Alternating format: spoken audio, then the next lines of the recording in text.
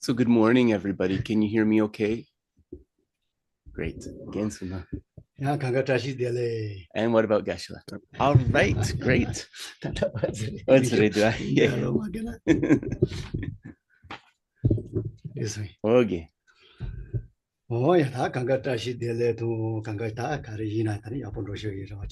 So first of all, Tashi Dele, greetings to you all, and Geshe hopes that whatever endeavors you are doing, that everything is going well.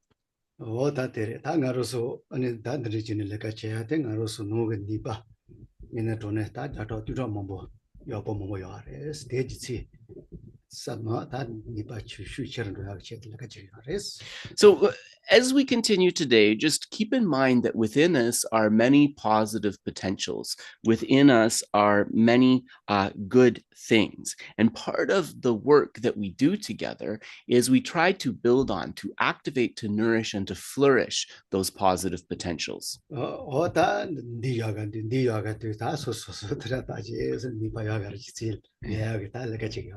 And so, part of our job really is to identify, right, the various things within ourselves and say, oh, this is a positive quality. Oh, that is a positive potential, right? And then to apply the instructions to kind of activate those.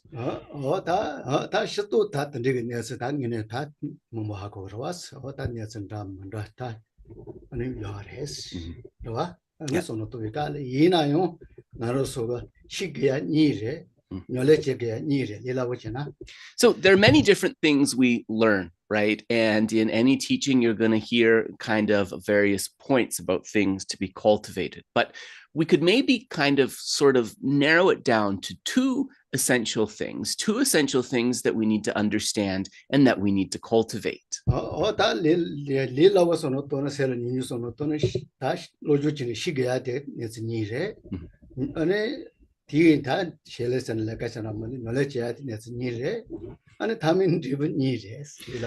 So it's kind of two things that we need to understand, two things that we need to practice or cultivate, and then two things that we need to attain, right? That are going to be the results of all of our efforts.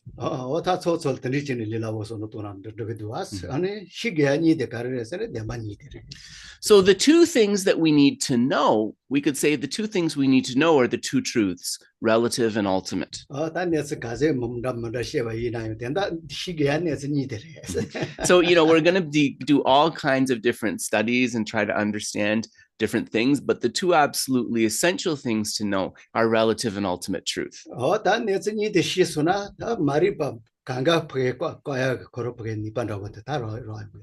And so why do we say that it's these two truths that we need to understand? Because once those two truths are realized, then we can completely cut off ignorance.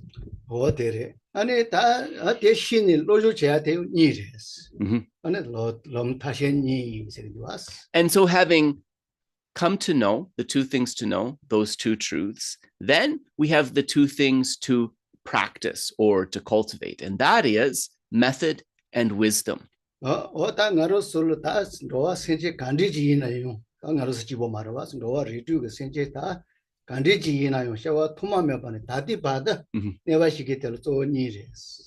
So whether we think about ourselves or whether we think about any other sentient being within samsara, what has kind of troubled us, what has hindered any of us from countless previous rebirths up till now can be said to be two things. So the first is the root of all the afflictions, and that is the root of ignorance.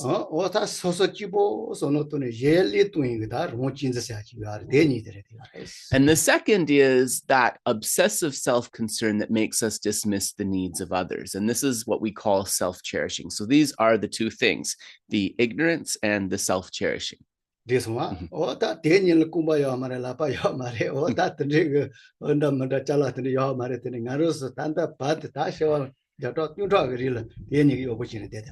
So, these minds, they don't have arms or legs, right? That is not how they kind of bind and cause us problems. But from being in our habituation from countless lifetimes in samsara until now, they have been able to hinder us. 다 대니 대신 에너지라고 요나도 다 어디 저거 왔어. 요거 주나요. 대신 에너지 다 그때 파서 전에 대신 에너지 매워서 So even let's say that we're the servant of ignorance and self-cherishing, but so what? If that ignorance and self-cherishing would somehow benefit us, would somehow, help us to reach happiness, then, maybe we could overlook that. But we see this is not the case, in fact. They hinder our happiness.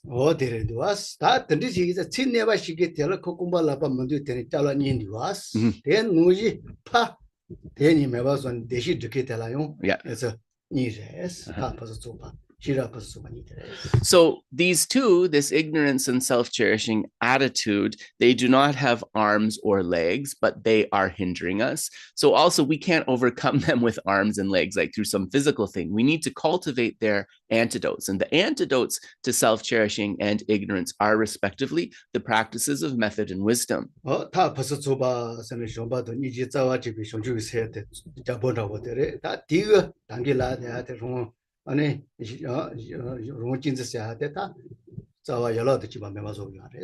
So the method practices of course, the king of the method practices, bodhicitta, which is rooted in love and compassion. These are the antidote minds which will help us to overcome the self-cherishing or self-centered attitude.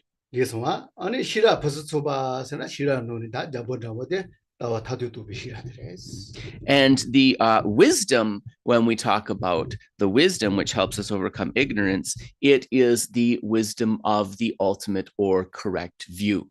And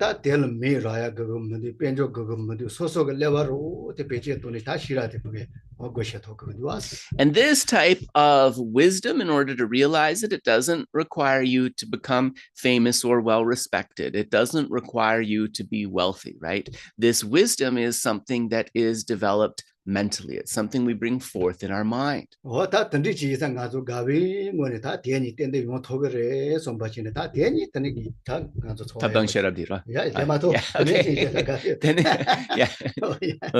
as we practice, right, we should have kind of this conviction that, as I put in the effort, then I can definitely come to a good level of practice of method and wisdom.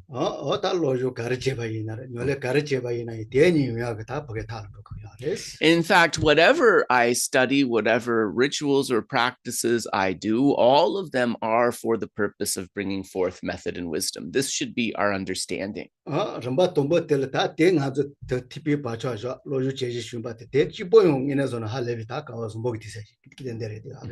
even just to be able to kind of hear about these and to put imprints for the practices of method and wisdom in our mental continuum, this is something supremely fortunate. But if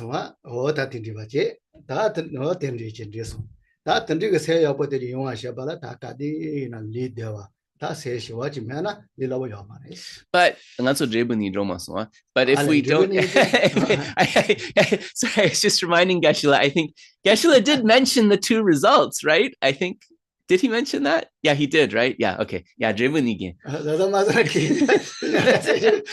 thought it would maybe feel like a bit of a tease if we said the two results and didn't say them, right?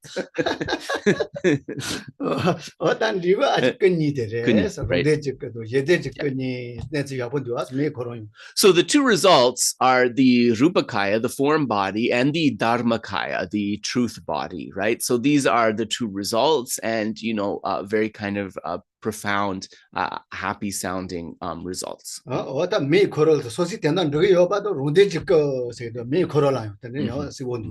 and so the way that these two bodies are named, it also tells us the benefit that that comes from achieving it, right? So when we say for one's own purpose, the Dharmakaya or the truth body, this means our own welfare is achieved. And so,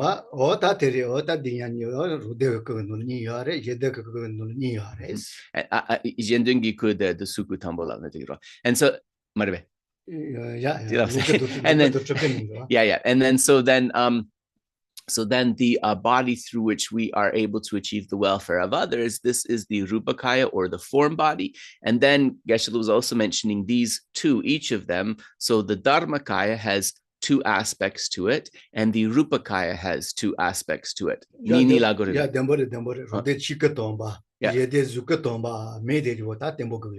So we should have this kind of phrasing firmly within our mind, right? The Dharmakaya, through which one's own welfare is achieved, the Rupakaya, through which the welfare of others can be achieved.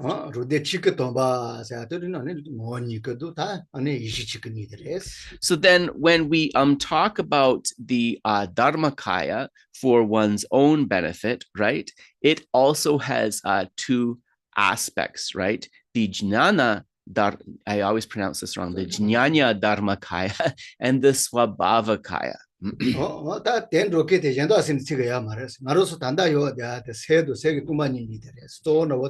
And so those two are things that are not kind of achieved based on an external factor, right? They are related directly to our mind and to our mind's emptiness. So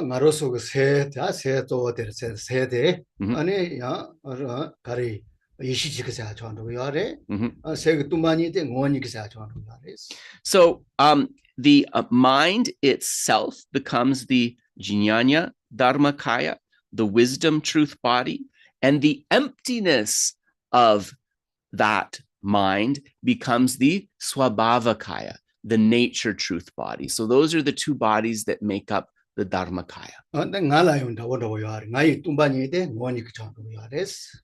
Ngai Tompani. We could also say that the emptiness of the I, or the emptiness of the self, is what becomes the Swabhavakaya, the nature truth body.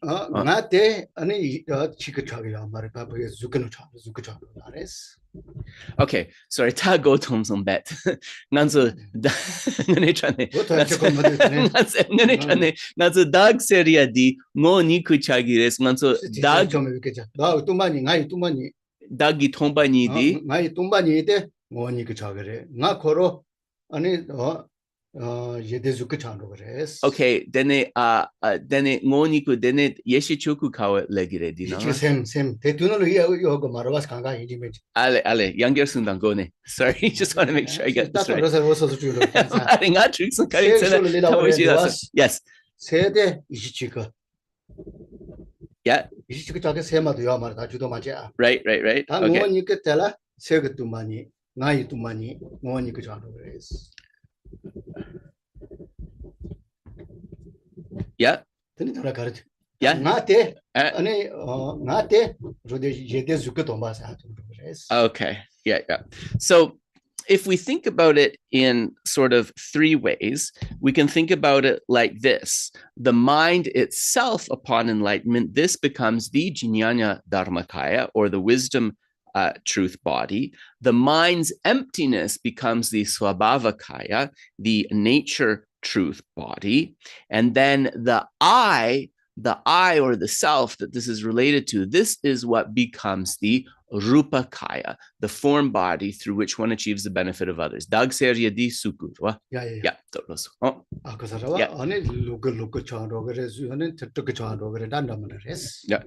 Dag serya di. And we could also say that it is the I that becomes the Sambhogakaya, and it is the I that becomes the Nirmanakaya.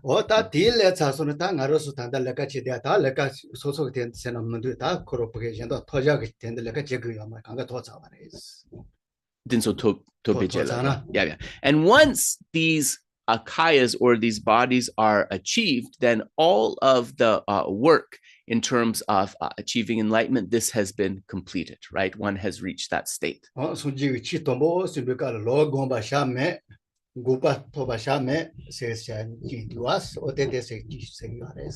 Younger Sundan kale kale? Right.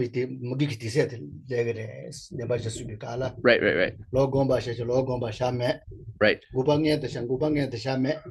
So there comes a point where the Buddha mentions something like there is no meditation on the path. Tambodi bet go tom younger. Okay, so meditate on the path. There is no path to be meditated on. Nipadi? And so what this means is up until we achieve Buddhahood, right, we have to meditate upon the path. But then after that, this is no longer necessary. And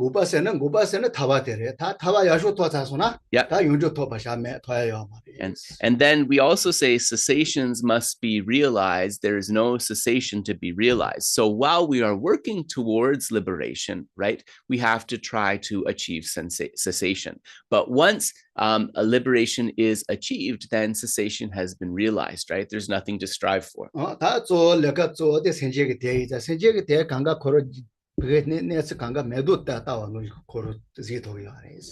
And then, so what's the remaining sort of job or purpose of the Buddha? It is to contribute to work towards the welfare of sentient beings. But because all of these things have been realized, he can see the needs and affinities of sentient beings, just like we can see those flowers on the table.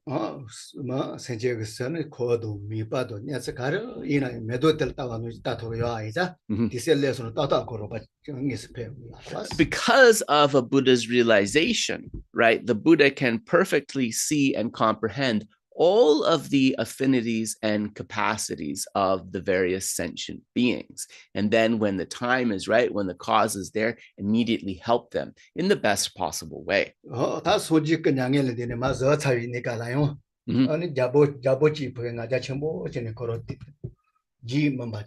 Right. Drānyan, okay.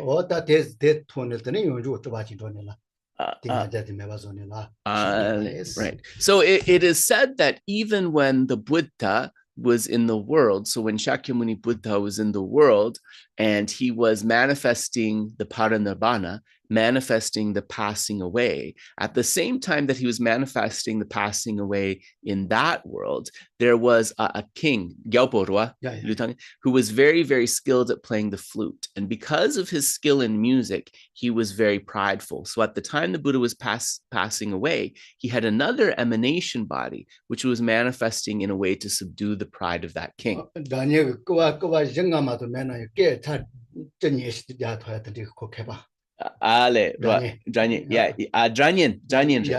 Sorry. It wasn't a flute, it was a lute. I'm sorry. It was like not a lute, a sitar, like a sitar, sort of like a harp, but Indian style. So the sitar, and Geshe said that it only had 4 chords, but from those 4 chords of the sitar, the king was able to play 20 mellifluent sounds. So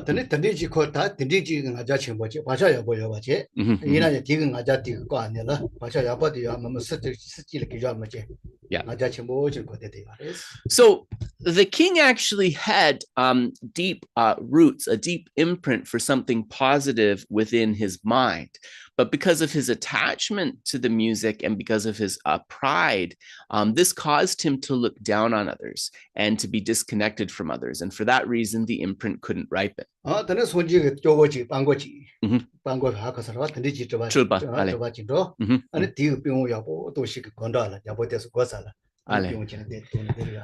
piwang roa ko gyalpo drānyan so piwang tema kachilas. Sorry. I'm just laughing because then Geshe said that the Buddha emanated in the form of like a beggar who was very skilled at playing the flute. And I said the flute or the sitar. So I was like, did I say flute wrongly? But anyways, yes, it is the sitar in both cases. He says that I only laugh if there's a mistake. That's not true. I laugh at my mistakes also. I think quite a lot. Anyways, the Buddha, right, he was manifesting parinibbana in that place, and he had this emanation body which was a beggar but who was very skilled at playing the sitar. So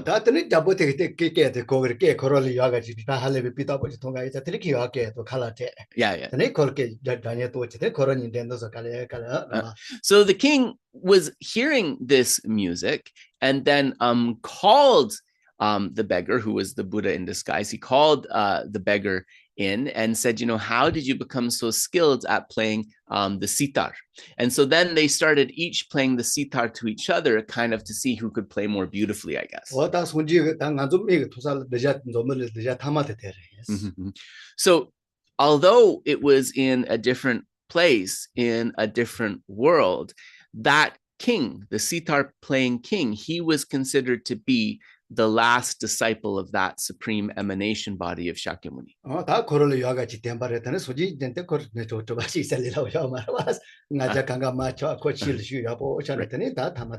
So, of course, through that whole kind of interaction, then the king's pride was subdued. He was able to reflect and then come to some realization.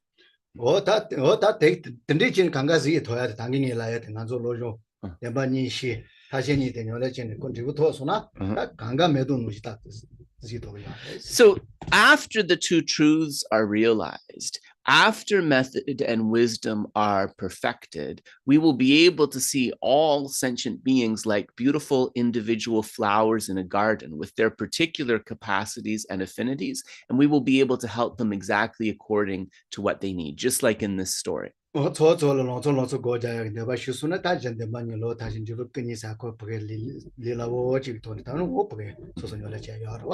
of course, if you feel like I just want to sit down and kind of meditate right away, and you want a very short preliminary practice, it can just be this reflection, right? It can be the two things to be known, relative and ultimate truth, the two things to be cultivated, method and wisdom, the two things to be actualized, dharmakaya and drupakaya. You can think like this.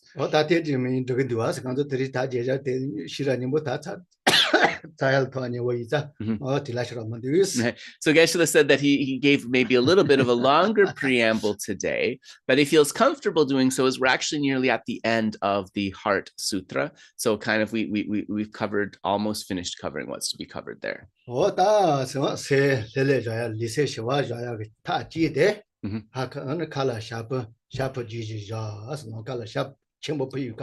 Right.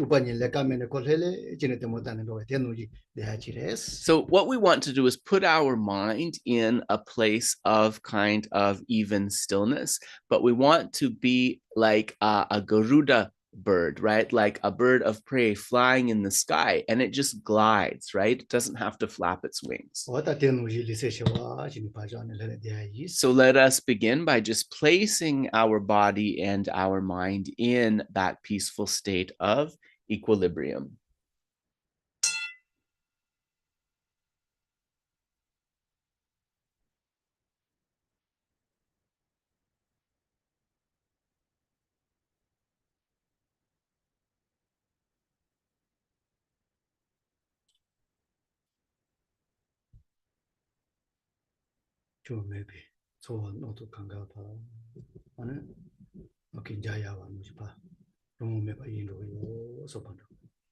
So think that any feelings which are unhelpful, any stress or mental projections, just like a rainbow slowly dissolving into the sky, they are cleared away.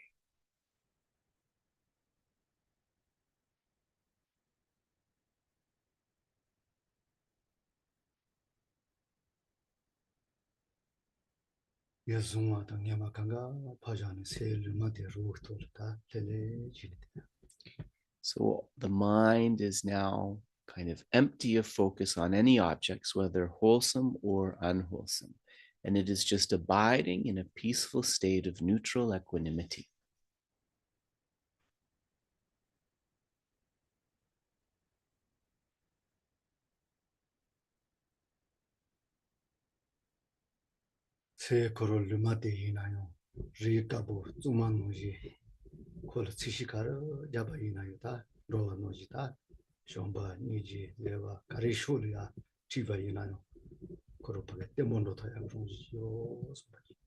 So we said that the state of the fundamental mind is one of neutral equanimity. But just like a new white cloth that can be dyed any color, we can imbue that mind with love, compassion, and so forth. And through its vastness, bring that to perfection.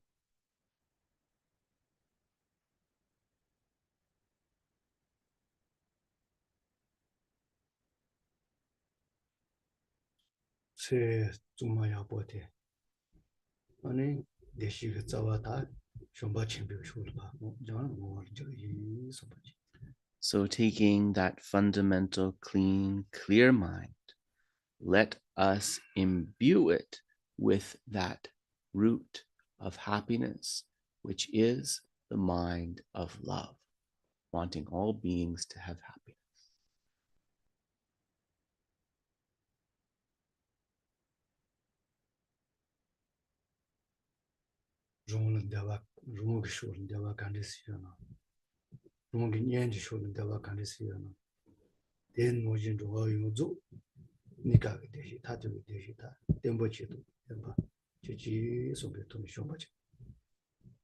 So thinking of that love for myself, that I want happiness, but also that those close to me want happiness.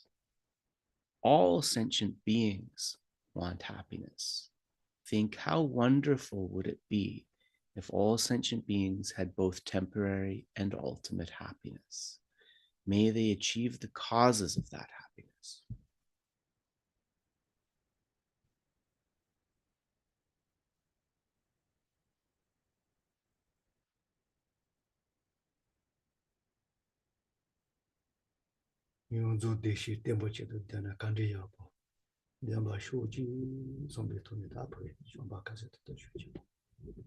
So really reflect on that.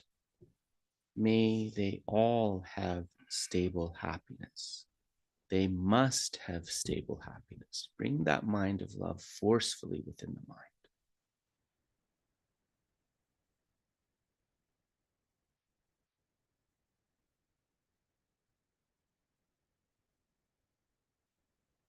And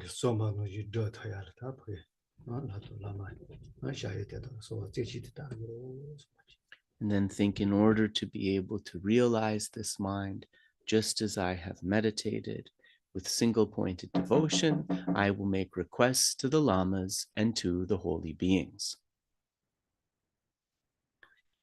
And there's someone at the door, so I'm sorry, but at least we got to the meditation before that. Just a moment.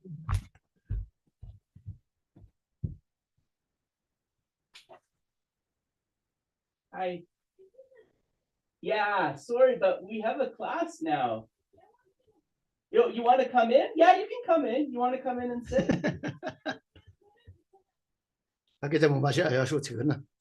Yeah. Well, email us. Our website has an email address. Yeah. I'm very happy to communicate with you. I'll give you all the information. Every Sunday at 10 o'clock, but we're pausing for 2 weeks just for holidays. But normally every Sunday at 10 o'clock. Yeah, nice to meet you. Nice to meet you. Take care.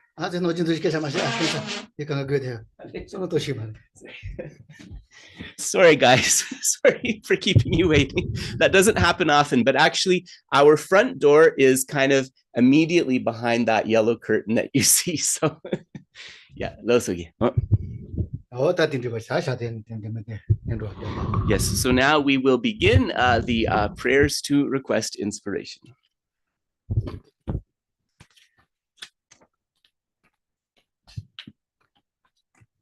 Tumbo chonde dejin chepa tra chomba yanda pa sangye ripa dang shabzu demba dewa shepa shiten chemba shebu duwe kalo jurwa dana mepa ladang mi namgi demba sangye chongden de pe jawa shakya tupa la chase lo chede kyatsu chibo tumba chomden de dejin chepa tra chomba yanda pa zobe sanje repa dang shabzu demba dewa shepa shiten chemba chebu duwe kalo jur rana mepa ladang mi namgi tumba sangye chomden de pe jawa shakya tupa la chase lo chede kyatsu chibo tumba chomden de dejin chepa tra chomba yanda pa zobe sanje repa dang shabzu demba dewa shepa shiten chemba chebu duwe kalo jur rana mepa ladang mi namgi tumba sanje chomden de pe jawa shakya tupa la chase lo chede kyatsu chibo.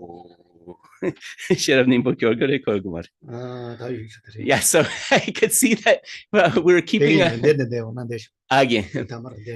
So I was saying to Geshe that we're at a good clip. So should we do the Heart Sutra? But he said, yes, we'll do the Heart Sutra. So let's begin with the praise to the perfection of wisdom. Mazam jimi shira baruchi maji mega nangi ngowo ni soso rangi yeshe cheyo wa dusun jawe yumla chase lo baba gonjo zonla chase. Oh, sorry. In English, we're going to do it in English. My bad. I'm sorry. I prostrate to the three noble, rare, sublime ones. Thus did I hear at one time. The Bhagavan was dwelling on Massive Vulture's Mountain in Rajagriha, together with a great community of monks and a great community of bodhisattvas. At that time, the Bhagavan was absorbed in the concentration on the categories of phenomena called profound perception. Also at that time, the Bodhisattva Mahasattva Arya Avalokiteshvara looked upon the very practice of the profound perfection of wisdom and beheld those five aggregates also as empty of inherent nature. Then, through the power of Buddha, the Venerable Shariputra said this to the Bodhisattva Mahasattva Arya Avalokiteshvara. How should any son of the lineage train who wishes to practice the activity of the profound perfection of wisdom? He said that, and the Bodhisattva Mahasattva Arya Avalokiteshvara said this to the Venerable Sharadvatiputra. Shariputra, any son of the lineage or daughter of the lineage who wishes to practice the activity of the profound perfection of wisdom should look upon it like this, correctly and repeatedly beholding those five aggregates also as empty of inherent nature. Form is empty, emptiness is form. Emptiness is not other than form. Form is also not other than emptiness. In the same way, feeling, discrimination, compositional factors, and consciousness are empty. Shariputra, likewise, all phenomena are emptiness, without characteristic, unproduced, unceased, stainless, not without stain, not deficient, not fulfilled. Shariputra, therefore, in emptiness there is no form, no feeling, no discrimination, no compositional factors, no consciousness. No eye, no ear, no nose, no tongue, no body, no mind. No visual form, no sound, no odor, no taste, no object of touch, and no phenomenon. There is no I element and so on up to and including no mind element and no mental consciousness element. There is no ignorance, no extinction of ignorance, and so on up to and including no aging and death and no extinction of aging and death. Similarly, there is no suffering, origination, cessation, and path. There is no exalted wisdom, no attainment, and also no non-attainment. Shariputra, therefore, because there is no attainment, bodhisattvas rely on and dwell in the perfection of wisdom, the mind without obscuration and without fear. Having completely passed beyond error, they reach the end point of nirvana. All the Buddhas who dwell in the three times also manifestly, completely awaken to unsurpassable, perfect, complete enlightenment in reliance on the perfection of wisdom. Therefore, the mantra of the perfection of wisdom, the mantra of great knowledge, the unsurpassed mantra, the equal to the unequaled, the mantra that thoroughly pacifies all suffering should be known as truth, since it is not false. The mantra of the perfection of wisdom is declared Thayata Gate Gate Paragate Parasamgate Bodhi Swaha. Shariputra, the Bodhisattva Mahasattva, should train in the profound perfection of wisdom like that. Then the Bhagavan arose from that concentration and commended the Bodhisattva Mahasattva Arya Avalokiteshvara, saying, well said, son of the lineage, it is like that, it is like that. One should practice the profound perfection of wisdom just as you have indicated. Even the Tathagatas rejoice. The Bhagavan, having thus spoken, the Venerable Sharadvatiputra, the Bodhisattva Mahasattva Arya Avalokiteshvara, and those surrounding in their entirety, along with the world of gods, humans, asuras, and Gandharvas, were overjoyed and highly praised that spoken by the Bhagavan. Prayer to the lion-faced Dakini. Kala jibi nisho dampa ne ngunshi zuchu ngawe tuto chen jubama pushinji nisun kanjo tsula chase lo aka samara sajadara samaraya be.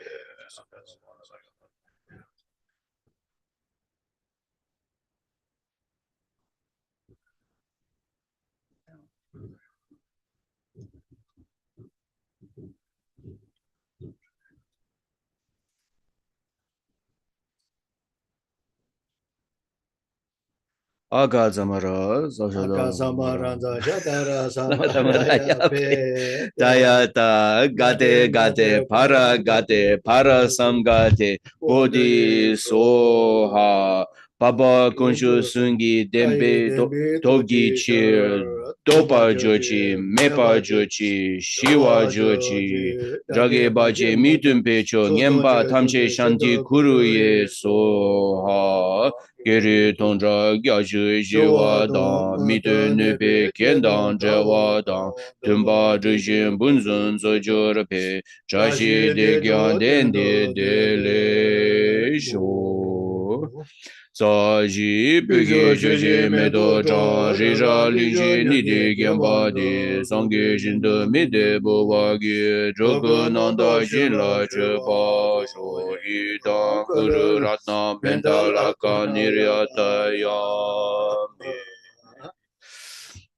Chedang Sogi Chenam La Changchu Bardu Dani Gyalzu Chi Dagi Chenyen Jibe Sonam Ge Jola Benji Songge Juba Sho Chedang Sogi Chenam La Changchu Bardu Dani Gyalzu Chi Dagi Chenyen Jibe Sonam Ge Jola Benji Songge Juba Sho Chedang Sogi Chenam La Changchu Bardu Dani Gyalzu Chi Dagi Chenyen Gibe Sonam Ge Jola Benche Songge Juba.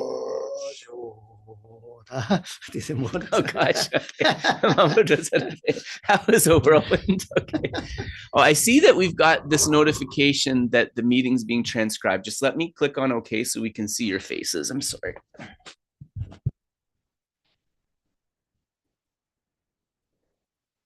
That's better. 거의 달리라 보는 이 서와 소소소 레레 되니라 그 실파도 위가라 아니 소소가 다 좀매 비초와도 너도 다 어떤 간지지나요 강에 간지지나요 아니 다 지신 담으라고 돈이 봐 줄로 봐 Sushi drum and jazz and the like sushi. Yeah. Okay.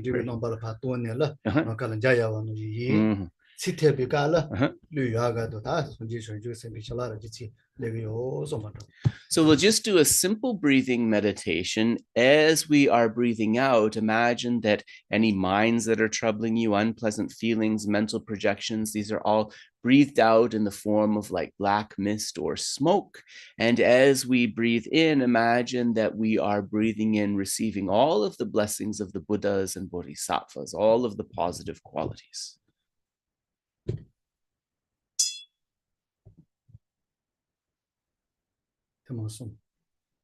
So do that 3 times, inhalation and exhalation.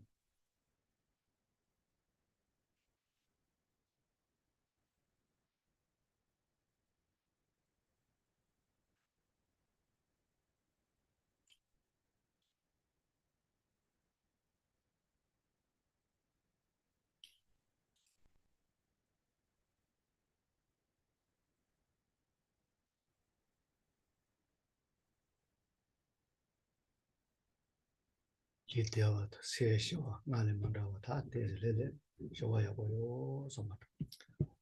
body is in balance. The mind is peaceful. Think that we feel different than before.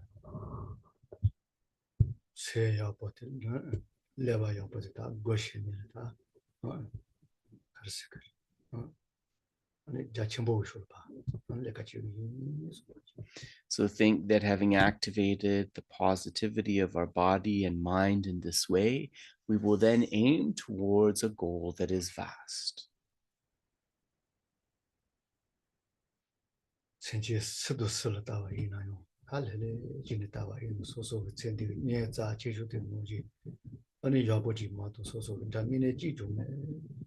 So as we gaze upon sentient beings, kind of conceptualize all beings and think from amongst these, not a single one is my enemy.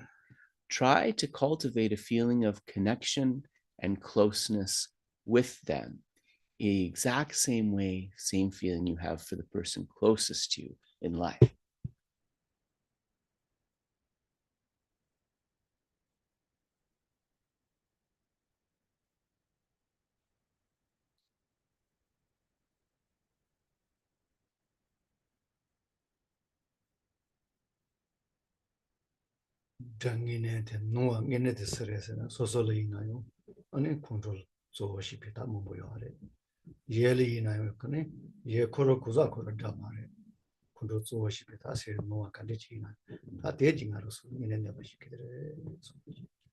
And so as we try to bring forth this feeling, there might be certain sentient beings that you think about, this or that person, that being makes me angry. If this kind of resistance arises in your meditation, think that actually that being has an appearance which seems to lead to my anger, but the actual root of that anger is my own mistaken minds.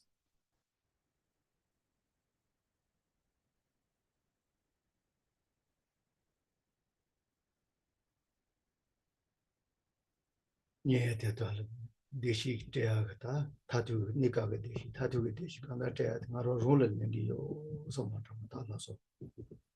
And then go back to that mind of feeling close to those beings. From that feeling of closeness, then think, they must achieve temporary and ultimate happiness. It is my responsibility to lead them to that temporary and ultimate happiness. I myself alone bring forth the superior intention.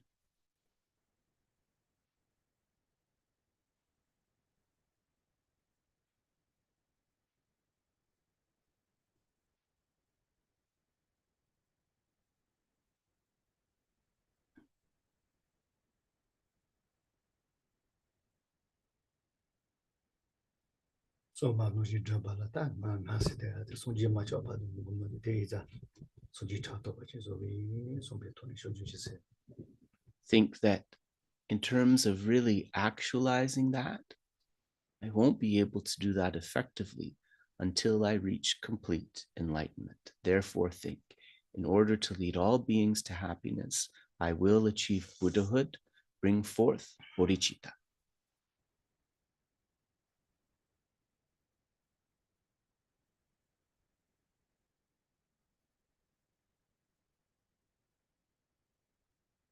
Then they draw Togi Yapochena, on a Sunji Koroina, is a Domaina, that Lind Nijiran and Dotos, Tanaroso, then they draw Togi, some tapo. So bring forth the courage, thinking, I definitely can achieve this. Just as Buddha started out as an ordinary being, just as Tara started out as an ordinary being and became enlightened, I can achieve the same enlightenment.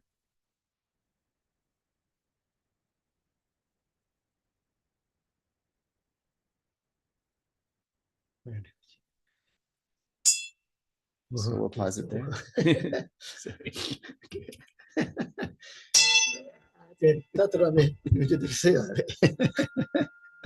What in the Vache, what are some of the Jabalata, the Unila telling in a dog yard.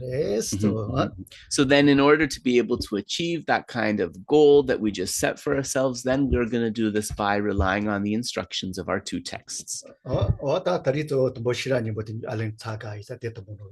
So because actually today is going to be the last installment of the Heart Sutra, at least as part of this series, we'll begin there today. So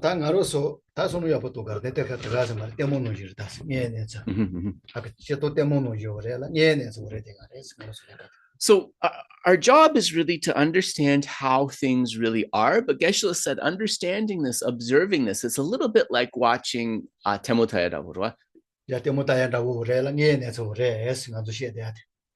It's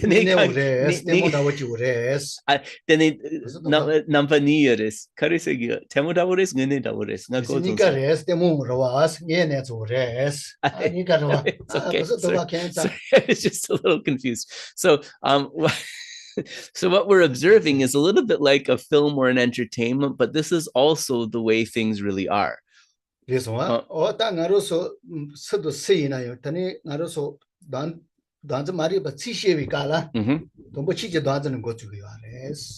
So for all of us, when the self-grasping ignorance is first arising, the first part of that unfolding is the ignorance grasping at the self of phenomena.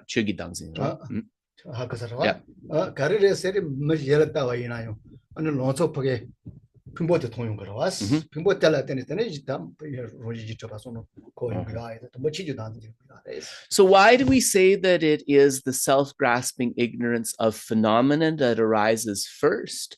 Because that's how it unfolds as an experience, right? We look towards another person, for example, we kind of see them and their collection of aggregates, and then we impute some kind of true or inherent existence onto that.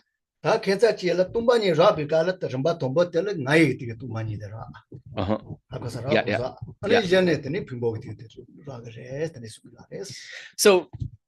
the strange thing, though, is that when emptiness is realized, it's the emptiness of the I. In other words, the emptiness of the self of persons for yourself that is realized first, and then the emptiness of phenomena that is realized second. Not true. Karin sen nganso kangsaki tangsin lagirerwa. Yine nganso mi jendag dinso tongdu di chogi tangsin dapo chagiredwa. Pedi nangla. Mara pinbor roji tabanzana soso inere je inere chichi danza. Chogi tangsin. Ma roji tabanzana. Yeah, these supplements is nganso tambani mi jendag tongda konso pinbor. Yeah, these supplements so good mother konso karin sen konso yang kangsakredwa. She was pinball the last one, and pinball the tone So yeah, I had a question for Geshe, but maybe this is my fault. Maybe I missed something. So, because I was thinking, we're talking about the selflessness, we're talking about grasping at a self of persons and grasping at a self of phenomena, right?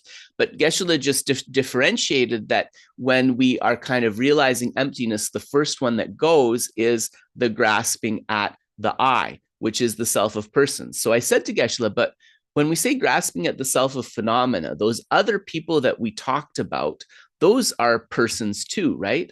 So why is that not the grasping at the persons? But Geshe said the reason for this is actually in what he said initially, which is that on the basis of their aggregates, we're starting to grasp at something as being truly or inherently existent. So why we're saying grasping at self of phenomena with that example is because we're grasping at that based upon the aggregates of those others, and the aggregates are phenomena.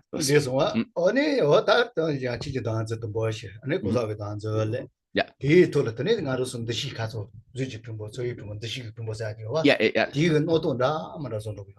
So we have this grasping at the self of phenomena, and as we are grasping at the self of phenomena, we have the aggregates related to that form and so forth, and then we also have this factor of discrimination. Yeah. And on the basis of that activation of that discrimination, then we have all sorts of namtok, kind of false projections, false conceptions that are in the mind. And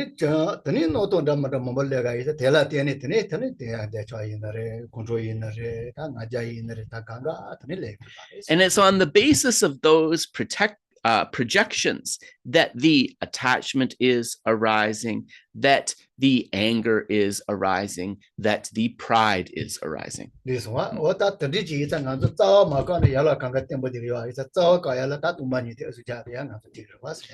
And we know, though, that if we don't address the root of this problem, right, if we just focus on the branches, we'll never be able to get rid of the problem once and for all. So that's why we meditate upon emptiness to address the root.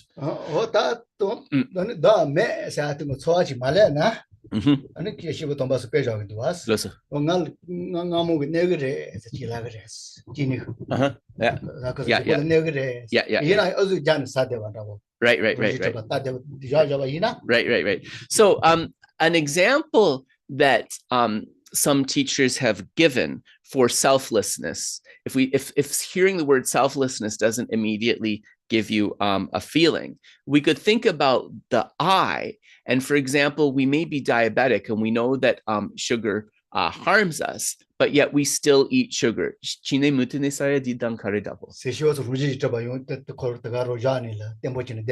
Right.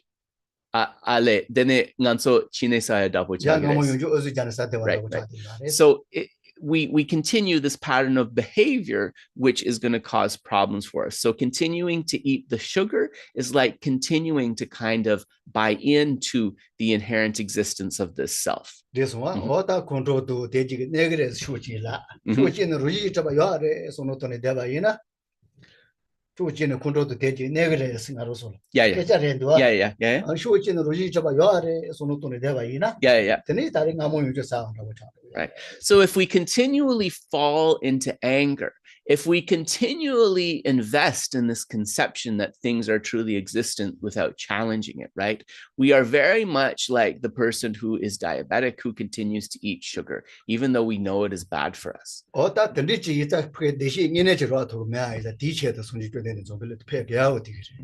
So if we continue kind of in that pattern of habituation, we'll never be able to achieve real happiness. And it was kind of to help us do that, to help us change, that the Buddha first came into the world.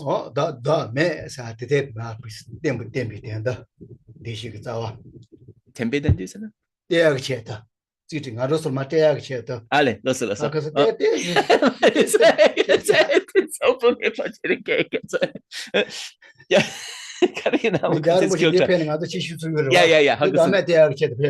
Right. Yeah. So one of the main reasons that the Buddha came to this world, right? One of the main reasons that he appeared in the world was for the purpose of teaching this truth of selflessness, right? This is very important.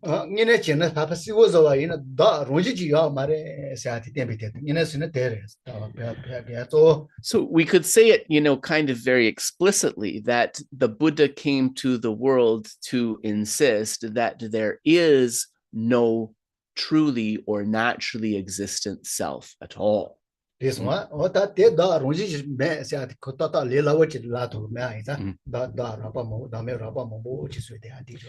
because to ultimately say that there is no inherently or naturally existent self is something very profound. When the Buddha was outlining this, he had to start with coarser forms of selflessness and gradually get more subtle.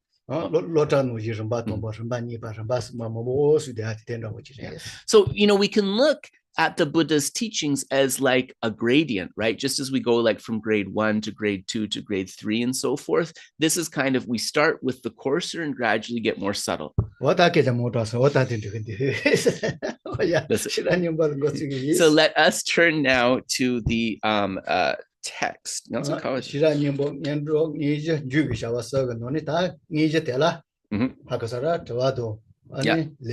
Yeah. This one, yeah.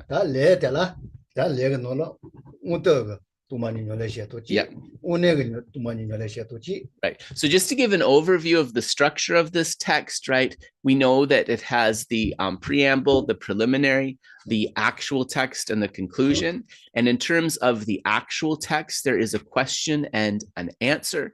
And so then we have the question, and then within the section on the answer, there are two answers. One answer aimed at the disciples of limited faculties, and one answer aimed at the disciples of sharp faculties.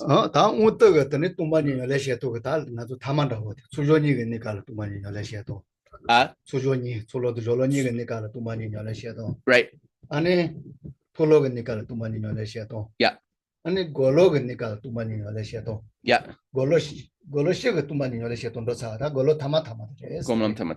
And so we are in the explanation for the disciples of the limited faculties. This is explained according to the structure of the 5 paths. Specifically, we talk about it from the perspective of the path of accumulation, the path of preparation, the path of seeing, and the path of meditation. And our discussion, we are now on the path of meditation, has kind of like a small, middling, and great.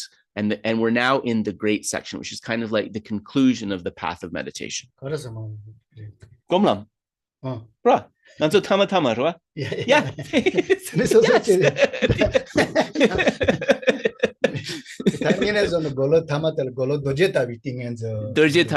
Yeah, so Geshe was saying that I guess he didn't like the language that I was using to describe. So let us describe it as the conclusion of this path of meditation. And so Geshe is describing it Dorje Tabu. Dorje Tabu gi. Dorje tabu tingenzen.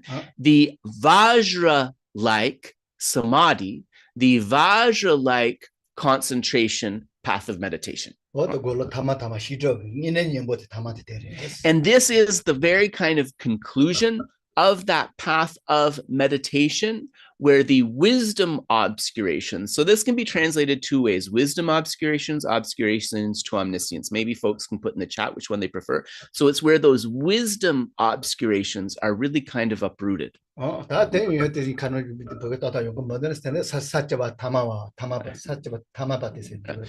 it is, Geshe said that maybe it's easy, you know, if that's not so easy to think about it think about it in terms of the bhumis or the grounds. It is kind of the last Sachupadirwa.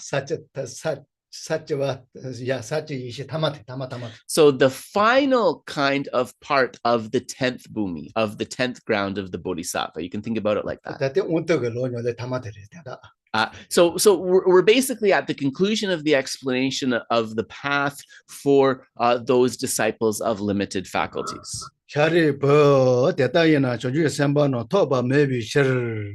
Shiraje paro de shimbala teji ne de loso yeah So I will read. We're on page 12 in Prayers for Teaching Occasions.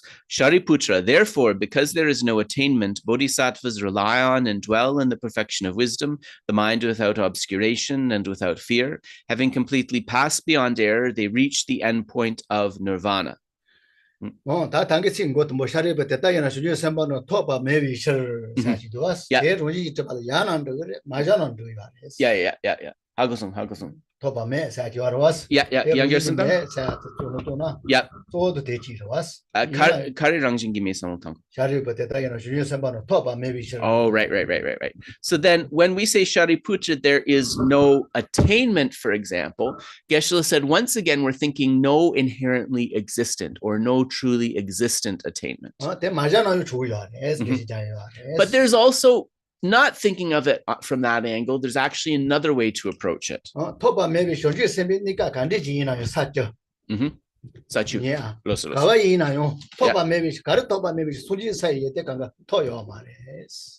양결선 디아보 코마송. 사지요로 와션지 삼바. Yep. 사지가 갈라. Yep. 토바 매비셔 토요 말에. 다돈 상기기 고방 토비오 말레스. 네. 그래서 토요 말. 가르 토요 말에 순지 사이에 때 뭐요 되지 단다 토요.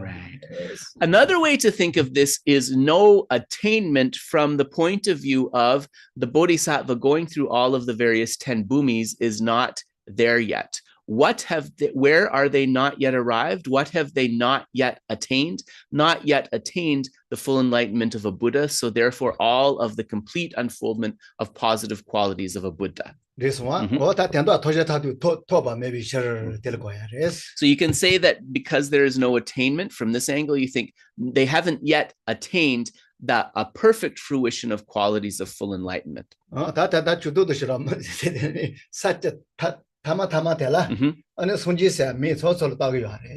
So one thing that's kind of interesting here is when we come to this final increment, the final conclusion of the 10th bhumi of the Bodhisattva, some people call this Buddhahood. They call that kind of final part of bhumi number 10 as Buddhahood. Zope,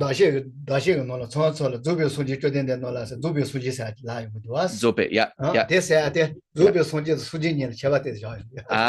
So in your self-generation sadhanas and so forth, there's this term Zope Sangye. So I would say that is perfectly completed or perfectly actualized Buddha. So Geshe said, if there's a perfectly completed Buddha, then some people are saying, well, maybe there's some sort of Buddha before that, some sort of Buddha that's incomplete. Right. So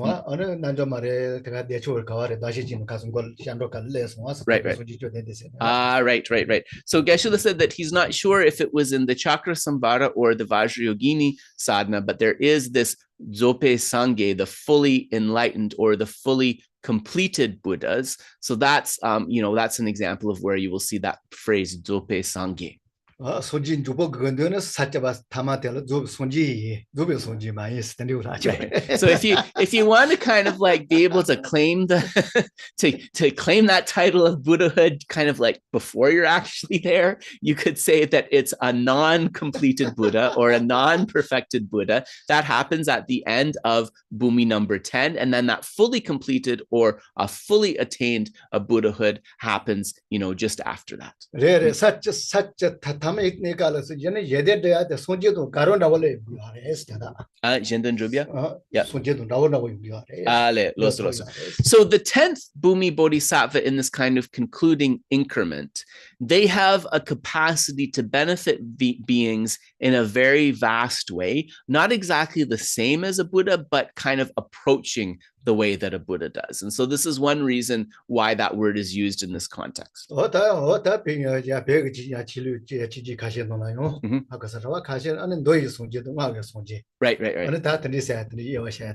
Dogi Sangye dan Naki Sangye. And so we talked about the incomplete Buddha and the perfectly completed Buddha. There's also the Sutra Buddha and the Tantra Buddha. That's another way to kind of divide different types of Buddhas. Yeah. This one? Yeah. 어토바 매매 다 되는 리송 다시라 저 바로 드심발라 떼지 네데 사태 같이 뭐죠? 나도 샤리푸데 장시선. 시라 저 바로 드심발라 떼지 네데 Sorry. Nazo called the Shariputeta when the Janshi Sempatoba maybe Shiragi Paru. All right.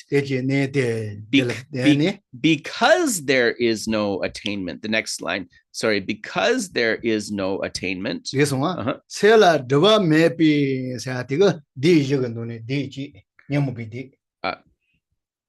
Without, the Bodhisattvas rely and dwell on the perfection of wisdom, the mind without obscuration. Semla Dripa Mepadi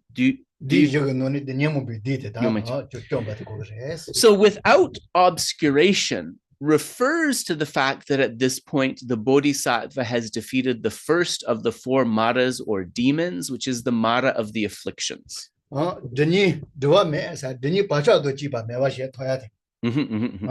Yeah. So then Semla Dripa Mepe Chapa Mede. Yep. Right. Di Kogyu Jendak Chikre, right? Karisana Tambongan Sun Yomong di Matok Samotang. All right. And so another way of explaining this, so some commentators state it the way that we just said, and then other commentators say that without obscuration refers to the power to clear away the 2 obscurations, the afflictive obscurations and the knowledge or wisdom obscurations. Maybe and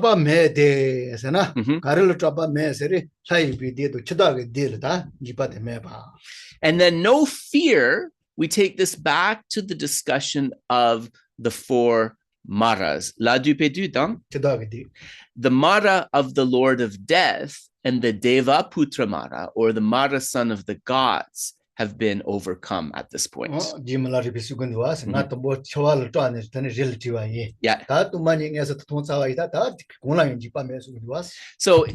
Lord Milarepa stated that it was due to fear that I first entered mountain retreat, but now having realized the wisdom of emptiness, all fear has been completely uprooted.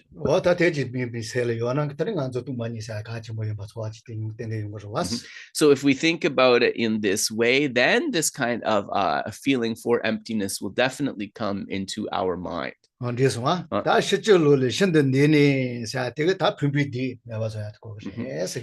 Having completely passed beyond error, we can understand this as the defeat of the final of the 4 maras, the one that we haven't covered yet. So if you are wondering, Pumbo Durwa, that is the mara of the aggregates. So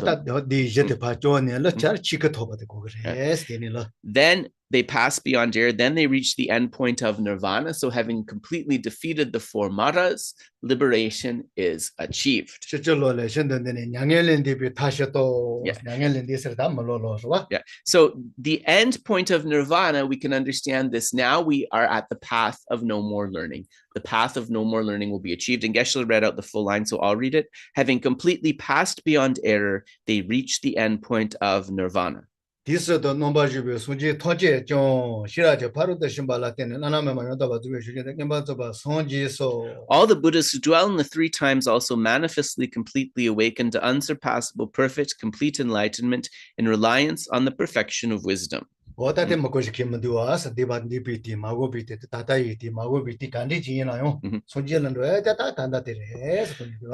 three times, easy to understand, the past, present, and future, whether we talk about the Buddhas of the past, the present, or the future, this is the way that they have proceeded and achieved the perfection of wisdom. So in this way, with this paragraph here, ending in reliance on the perfection of wisdom, this concludes the answer for the disciples of limited faculties. And now we have the explanation for disciples of sharp faculties, and because they're sharp, because they're smart, they just don't need very much explanation. So it's very short.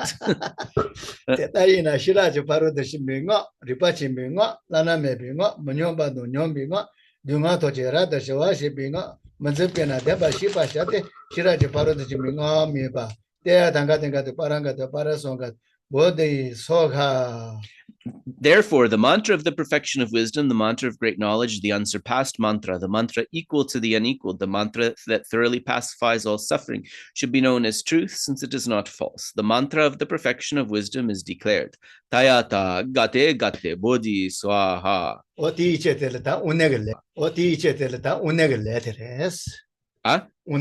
Yeah, so this is the answer for the disciples possessing sharp faculties. So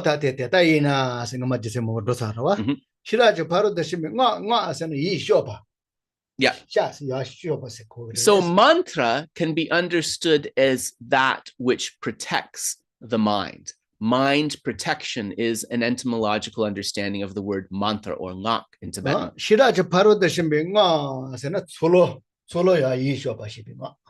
So the mantra of the perfection of wisdom, we can understand this as the mantra at the point of the path of accumulation. And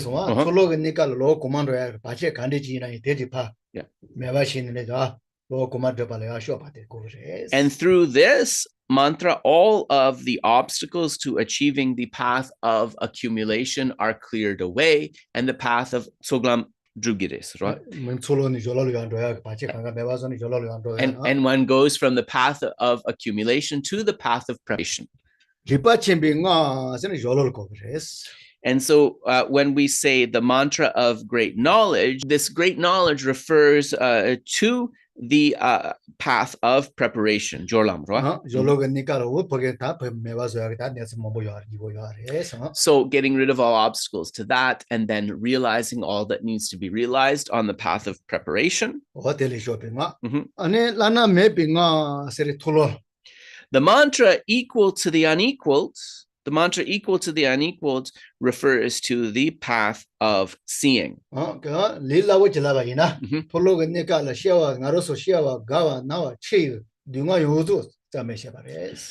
we are on the path of seeing. We are able to abandon all of the sufferings of birth, disease, aging, and death. So those are all defeated, and this path is realized. Yeah,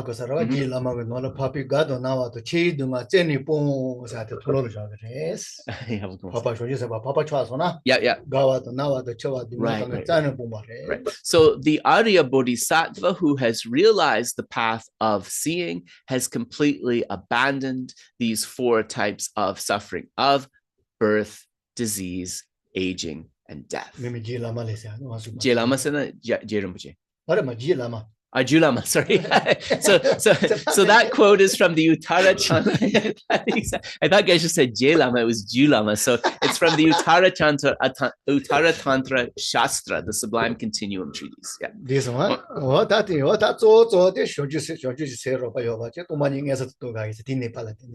so how does one overcome those four types of suffering? It's because of the power of having realized emptiness, right? On the path of seeing. Yeah, the mantra equal to the unequal. This refers to the path of meditation. Yeah.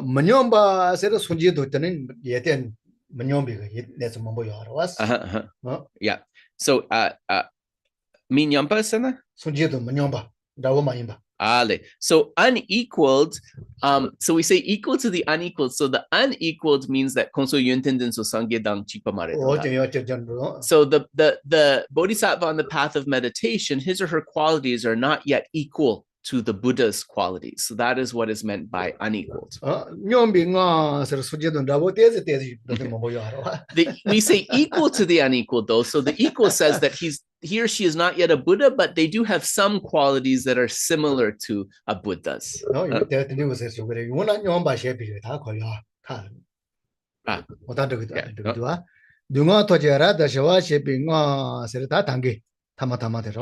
The mantra that thoroughly pacifies all suffering. Yeah.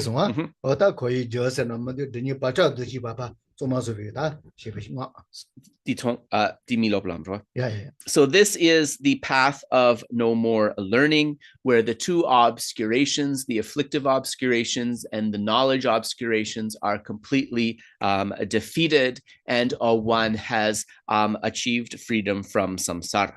This one, yeah.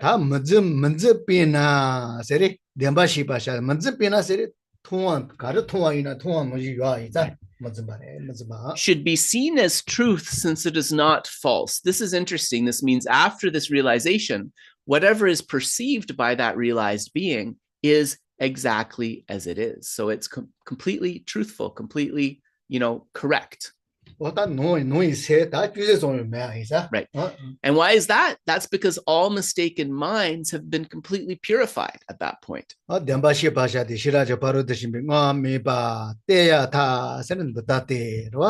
Yeah.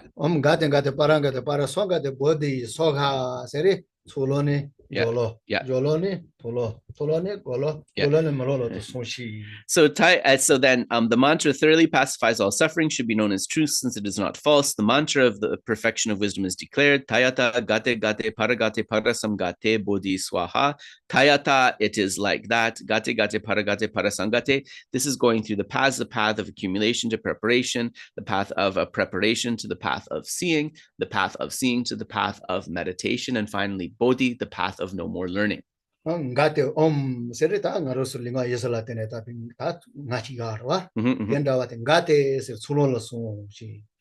first gate is referring to the path tsoklam ne jorlam, right? From the path of accumulation to the path of preparation. This one. Yeah, this one. Gate is sulo. Yeah. Gate ni do. Gate ni pate jolo. And so the second one is having achieved the path of preparation. Paragate is from preparation, then achieving the path of seeing. Parasamgate refers to the path of meditation.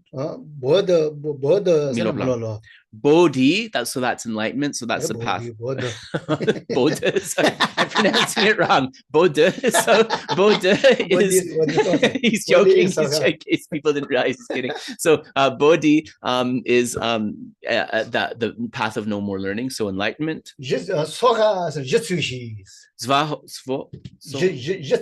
Yeah.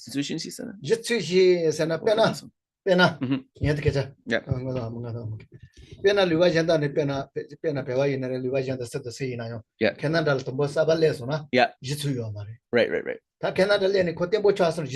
Oh, okay. So Geshe is explaining svaha as kind of being like naturalized or completely settled, I guess, in that state. So Geshe said, like in Tibetan, when you're a sanjor, like when you newly come to Canada, you're not yet settled. But after you go through the system and you're here for a while, you become settled. So it kind of conveys something like that. That means that the realization is stabilized, essentially. Right. So the no more learning is the end of this journey, right? Everything has been achieved.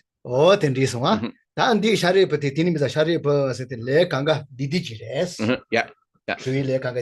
So this is, as we said, a very brief answer to the question. Shariputra, the Bodhisattva, Mahasattva, should train in the profound perfection of wisdom like that. Yeah, so that's the brief. That's the end of the brief answer. So now all of the answers to the question have been completed. And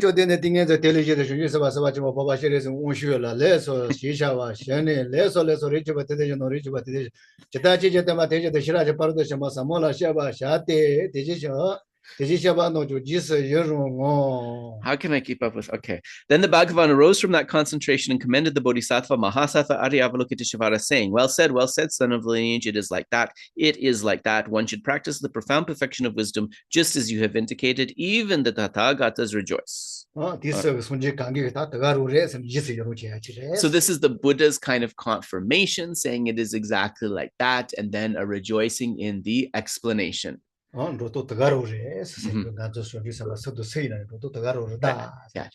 just saying, this is how any being, how any bodhisattva is going to need to practice and kind of work towards the perfection of wisdom. Yes, what that means is that we've got to kind of do this stuff. This is like what we have to cultivate. There is no other way to get there.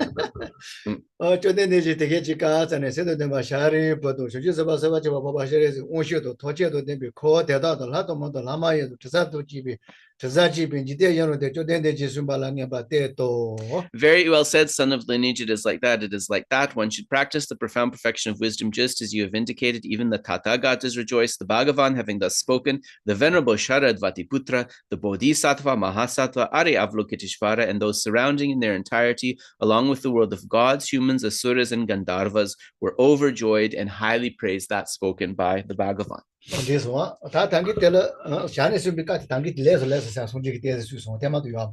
Right. So really, it's actually said like that. Well said, or kind of excellent. Kan this? Dene jendag denso chikyang lagyo mare. Ale. Dene Jesu irang sana jita kyuki dempa dejin du sheragi paro du chimpe jepa chate dejin chepa nangkyang Jesu irango kodi sungyo mare donda. Ne di mare di sungire. Yeah, di sungire. Yeah. So this section is actually like propounded from the mouth. Remember, we talked about the 3 types of transition. These are the actual words of the Buddha. So there's not that much here that is the actual words of the Buddha, right?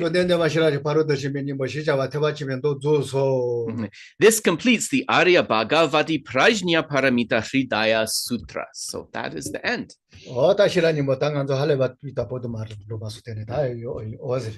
So guys, so we weren't able to give like a perfectly complete explanation of the Heart Sutra, but he feels like he was able to explain something about the Heart Sutra. So in this way, we have completed the discussion of the Heart Sutra, and we're going to go to the Bodhisattvacaryāvatāra. Yeah. So we are on page 50. Sorry, we are on verse 51 of chapter 2, the Confession of Negativity. So that's page 8 in the Bachelor. Si tambo sena papa namke nimpo dang sai nimpo dang. Papa namke nimpo da sai nimpo da don tuji chenge toji ala sha zo ni ne go dembe kunshi tona shiji ponya la so don wan zhuang ni shu jin jie xie ba do jie jie la sha si che. In my search for refuge, I cry from my heart for Akashagarbha, Shittigarbha, and all the compassionate protectors. As I seek refuge in Vajrapani, upon the sight of whom all harmful beings, such as the messengers of death, flee in terror to the 4 quarters.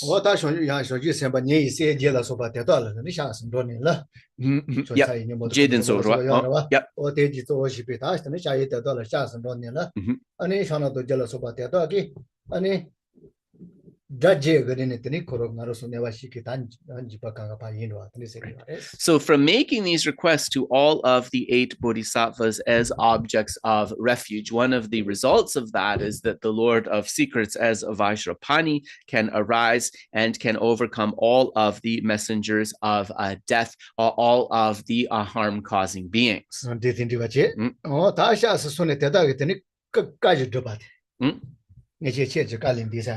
Right. Yeah.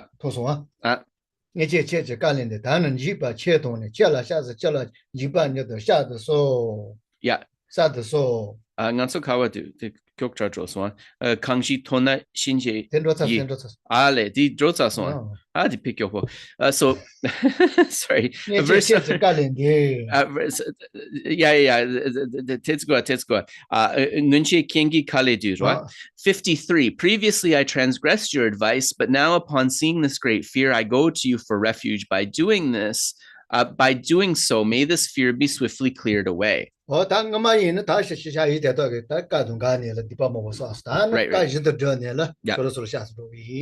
So before having transgressed the instructions of the Buddha, right, we accumulated many negativities and encountered we encountered many negativity. It's like Geshe was going so fast I try to keep up with him and then I get muddled sometimes, so my apologies. My mind is definitely not as fast. Then younger sunda on this one no right. So from transgressing the words of the Buddha I accumulated many negativities. So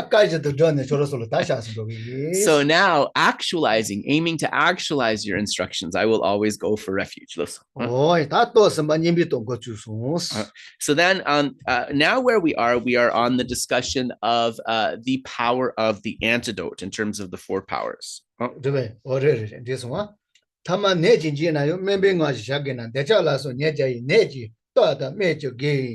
If I need to comply with a doctor's advice when frightened by a common illness, then how much more so when perpetually diseased by the manifold evils of desire and so forth. Yeah.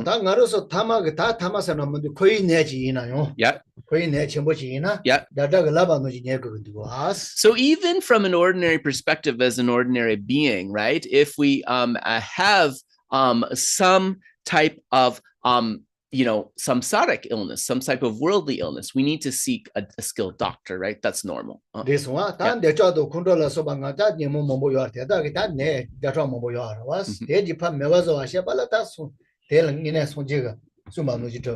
so similarly, right, on the spiritual level, we have like these hundreds of illnesses of the mind, attachment, aversion, anger, and so forth. And in order to free ourselves of that illness, we need to rely on a skilled physician, on the Buddha. This one? Yeah.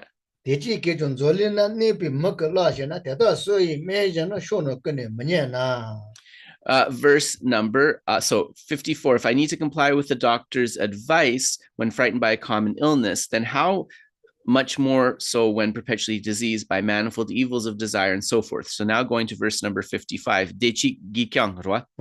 And if all people dwelling on this earth can be overcome by just one of these, and if no other medicine to cure them is to be found elsewhere in the universe. Yeah.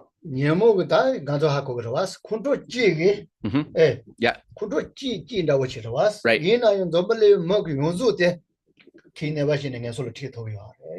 So anger is just one mind, right? But it is such a powerful illness, such a powerful misconception that it has a power to lead all of the beings of samsara to the lower realms. This one,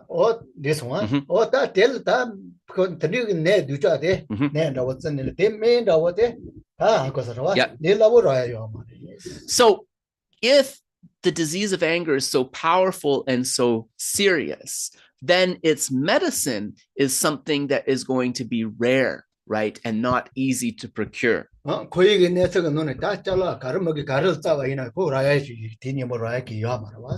we look on the samsaric level, on the material level for some sort of kind of like material medicine that like we can eat or something like that, there's no such medicine that is going to help us overcome our anger.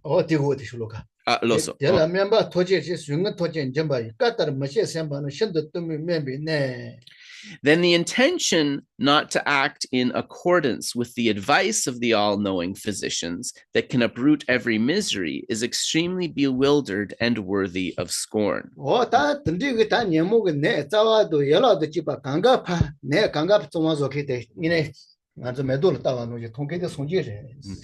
the one who can help us not overcome not only this illness, but has the panacea medicine that can overcome all illnesses, this is none other than the Buddha. So if this is the case, then why do you not study and practice those teachings, right? So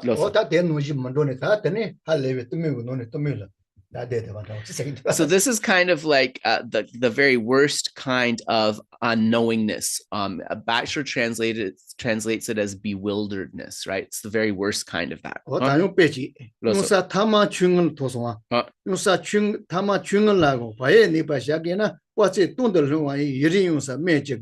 $57. If I need to be careful near a small ordinary precipice, it's like a cliff, then how much more so near the one of long duration that drops for 1,000 miles?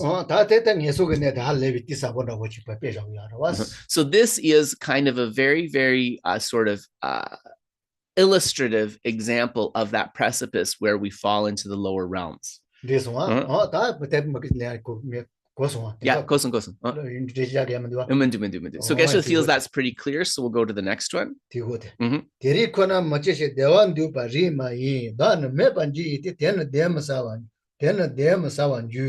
58. It is inappropriate to enjoy myself thinking that today alone I shall not die, for inevitably the time will come when I shall become nothing. Right. So don't always put it off till tomorrow, right? We don't know when that time of death is going to come. So always saying, I'm going to do it tomorrow, I'm going to do it tomorrow. That's not realistic.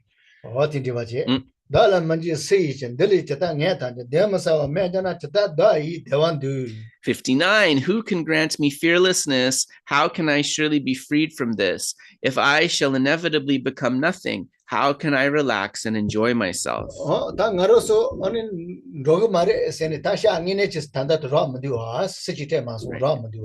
when the time comes to go, right? Like what refuge do we have, right? Yeah. There's no, because there's certainly no protection from having to go into the next life, right? This is something that's definitely going to happen. So we don't want to just kind of be completely relaxed until the time of death is already there, right? That is not realistic. Right. So don't be completely deceived by the wonders of samsara. That doesn't mean that you're not allowed to have nice conversations with your friends or enjoy a nice meal, right? That's not what we're saying. Yeah. Yeah.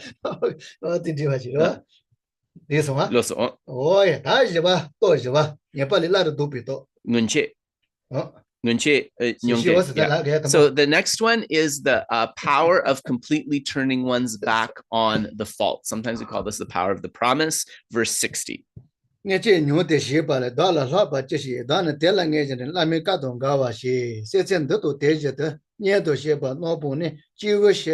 So I'm going to read the three of them, 59, 60, 61 together, because I don't think I read 59. Who can grant me fearlessness? How can I surely be freed from this? If I inevitably become nothing, how can I relax and enjoy myself? What remains with me now from the terminated experiences of the past? But through my great attachment to them, I have been going against my spiritual master's advice. Having departed from this life and from all my friends and relatives, if all alone I must go elsewhere, what is the use of making friends and enemies? Yeah. So in terms of what is keeping us kind of deceived within samsara and bewildered within samsara, it is the five attractive objects of samsara, the five sense objects.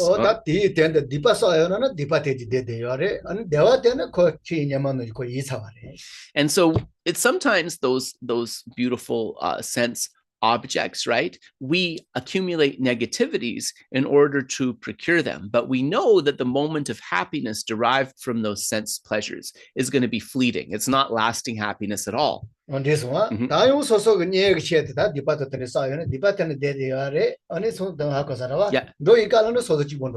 Similarly, to help family and friends, we may engage in negative actions, trying to help them out or trying to protect them. But those family and friends, similarly, they're not going to be able to travel with us to the next life, right? That's a journey that we have to make alone. So understanding that, do not accumulate many negativities.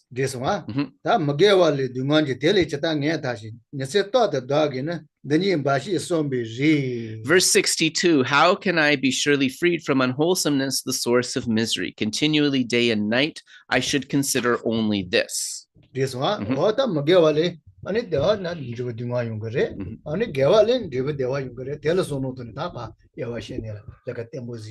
So really an exhortation to work steadily, understanding that from non-virtue arises suffering, and from what is wholesome, from virtue arises happiness, and acting accordingly. Oh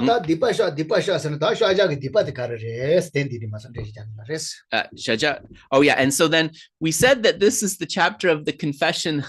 Bachelor calls it sins. I know that's triggering for people, so I usually say confession of negativities. So in the confession of negativities, what is the words of confession? This is now in the text we actually come to the words of confession.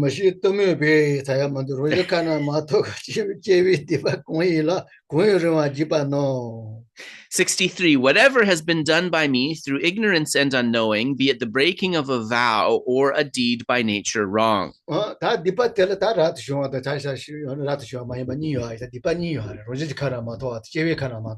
So then we talk about negativities in a lot of different contexts. We can talk about something that is a negativity for a left home person, in other words, for a monastic, but it might not necessarily be a negativity for a lay person. And so this brings us to a discussion of the two types of negativities, which are called natural misdeeds and prescribed misdeeds. So two types of misdeeds, natural misdeeds and prescribed misdeeds. Right.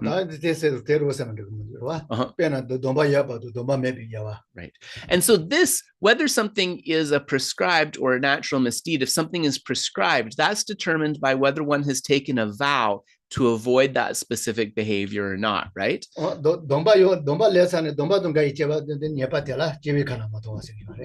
So, you know, some vows are to help us avoid a disease, misdeeds that are natural as well. But the breaking of the vow itself, the actual making a promise to keep a vow and breaking it, that's a prescribed misdeed. Right.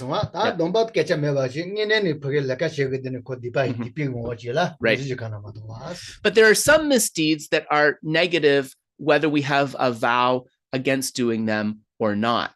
And those types of misdeeds are going to be negative for everybody just because of the nature of the actual action. That is what is known as a natural misdeed.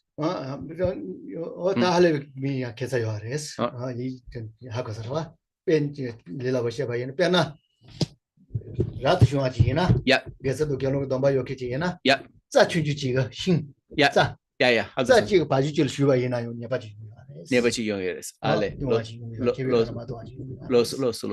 So if we talk about a left home person, that's how I translate Rabdu Chungwa. So you could say a gone forth person, a left home person. So that's like somebody who has the Getsul or Getsulma vows, so the vows of a novice monk or nun, or the bhikshu or bhikshuni vows. Hitting an animal, even with a very small stick, is considered a downfall. Right. So because the stick is very tiny, you're not going to hurt that cow or that oxen at all. Let us be very clear. But because there is a precept against it, it's a downfall in relation to that precept.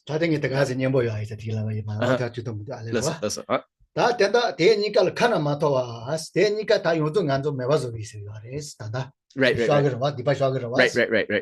Yep. So by the breaking of a vow, this is confessing any negativities that may have arisen that are prescribed misdeeds. In other words, that are transgressions of precepts we've taken. Kanamatoa sena dompa mepe di nigan. Oh, right. Oh, right. Yeah.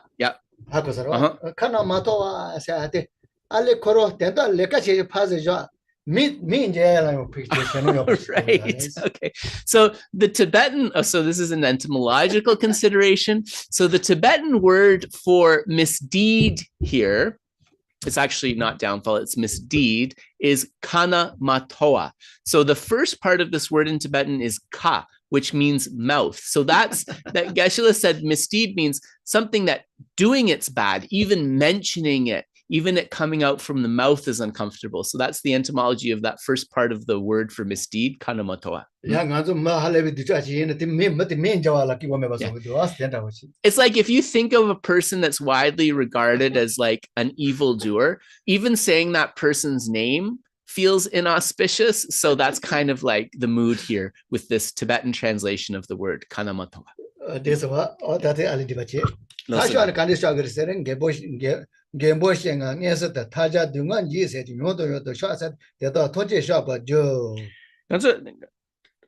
Wait. Nganso kawadu kangrung wagipanam. Nganso kawadu.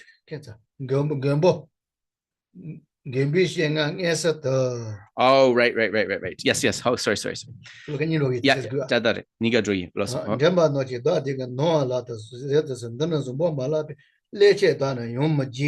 Tatsasan liurwa. Yeah. So now verses 64 and 65, I humbly confess it all in the presence of the protectors, with folded hands, prostrating myself again and again, my mind terrified by the misery. I beseech all the guides of the world to please accept my evils and wrongs, since these are not good. In future, I shall do them no more. This one, that then get better to share a tiny kanga to shagi to maso. So this is just that final kind of consideration in the presence of all the protectors of all the Buddhas and the Bodhisattvas, saying, I've gone through these antidotes and I have purified these negativities, and now I am promising with you as witnesses not to do them again. And I recognize these deeds as misdeeds, right? And because I recognize these deeds as misdeeds, I shall refrain from them. It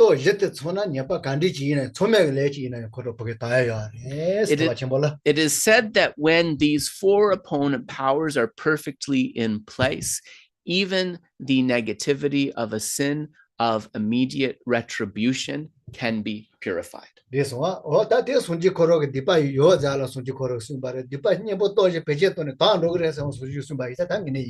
So that these things are misdeeds, that these things are negativities, this was proclaimed by the Buddha, but that these negativities can be purified by engaging in the four opponent powers was also proclaimed by the Buddha. So we should have some confidence in that. So if we engage in the four opponent powers with a steady mind of faith and with good resolve, then we can have some confidence that the negativities have been purified.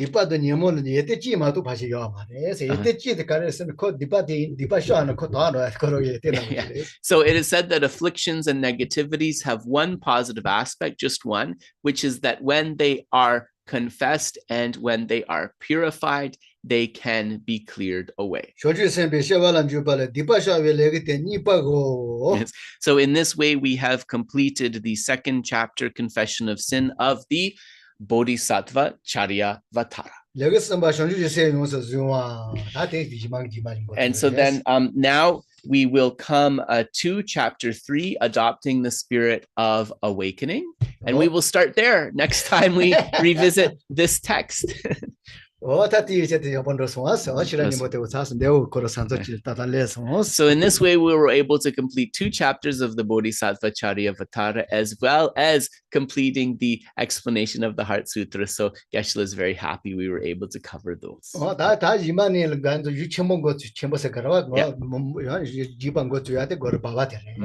So then, in terms of next time, Geshe wants to share with you that the main text that we will be doing is Kamala Shila's stages of meditation, the middling stages of meditation in particular.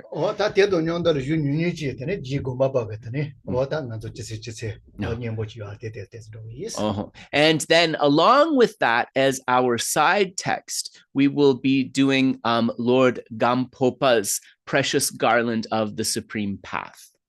So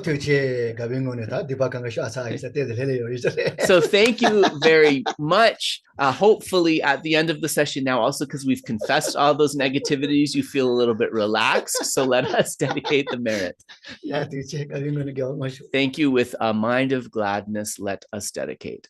Jangju Semjo Rinpoche Maje Panam Chejur Chi Cheba Nyamba Meba Yang Gone Gondu Pewa Sho Tongni Tawa Rinpoche Maje Panam Chejur Chi Cheba Nyamba Meba Yang Gone Gondu Pewa Sho Jambe Bao Jida Kyamba Dang Kundu Sambo Deyang Deshinte Deda Kungi Jesu Dalo Che Gewa Deda Dangche Radumo Dusun Shebe Gyawa Tamshe Ge Ngowa Gamra Chodu Ngapa De Dagi Dewi Zawa Dikun Kyang Joji Radu Ngowa Gi Gangri Rawe Kowe Shinkan De Pendan Dewa Malu Jongwe Ne Chere Ziwan Tenzin Jatso Yi Shafe Sede Bardu Tenkyo.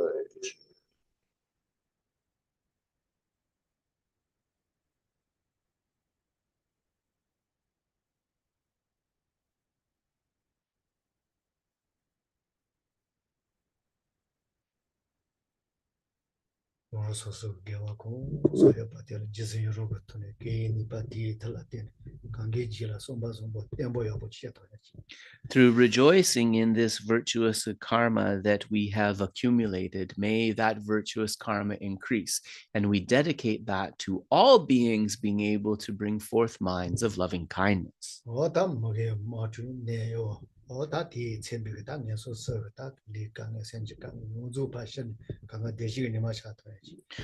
Through the power of these merits, from all wars, environmental degradation, conflict, disease, and so forth being cleared away, from the suffering of even those beings in the three lower realms being completely cleared away. May the sun of happiness shine with perfect equality upon all sentient beings.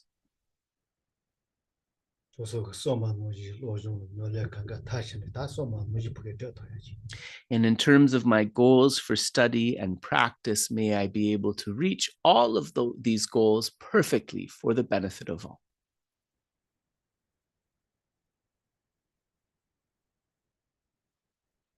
So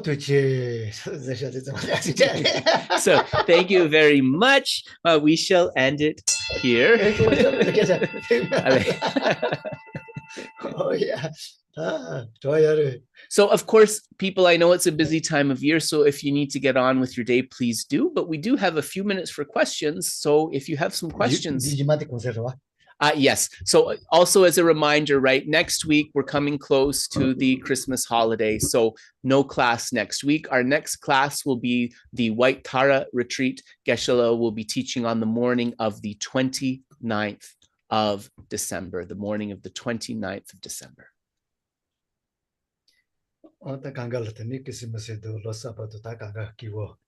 Yeah. So Geshe said, whatever you're celebrating, whether it's Christmas, whether it's New Year's or something else, he wishes all enjoyment in those festivities. So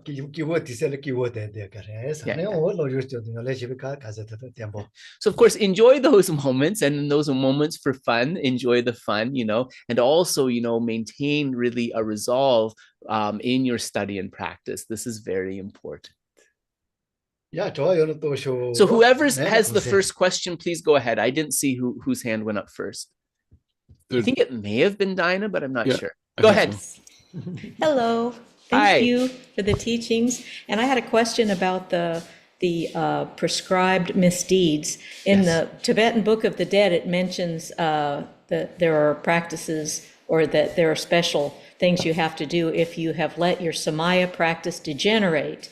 Yeah. So is that a prescribed misdeed, or does it depend on whether you took a vow or not? Right. Nganso ngama di kande rangjingi kanama toa dangjendag di karere? Chebe kanama toa di bardo tudu gi nanglo laya roaso so damsik chagyok dinso de pajanyagi nyamlen mambo yeres damsi chacho konso kanamatoa kandes chigres cheju kanamatoa rangjin kanamatoa me dozi chajo sena ta domba leona tibe kanamato domba lemen dipa ta yo koro dipa ngine goji na yeah magyo ngine ina jibe ruji kanamato. So Geshe said the same principle kind of stands. So there's a lot of the samayas that we have. They're in relation to vows that we have taken of things not to do or say according to specific vows. Those maybe are only prescribed if we've made the promise to refrain from that. But there's other things included under samaya that are just naturally negative actions. So it would depend on which type of action under samaya. Okay. The reason I ask is if someone... So Geshe said he can't answer... Oh, sorry, just one sec. He can't answer just from saying something is samaya, therefore it's either a prescribed or a natural misdeed. You have to look at the individual action itself under that umbrella and look at its nature to answer that. Okay. Well, an example would be like if you take refuge and you do your samaya practice regularly, but then you develop Alzheimer's. Right. And then you really can't remember to do it. So what, how does that work? yeah.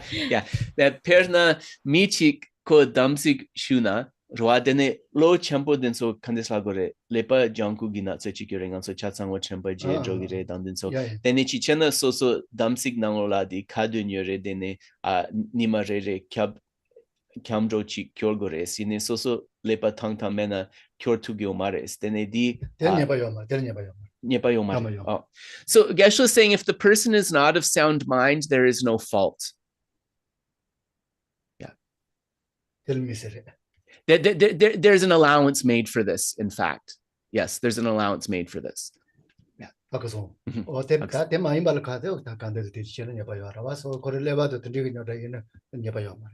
of course, like as part of our samaya, we may have daily practices that we've promised to do, but if somebody has like a cognitive misfunction that doesn't allow them to do that practice, then of course, that's not a fault. So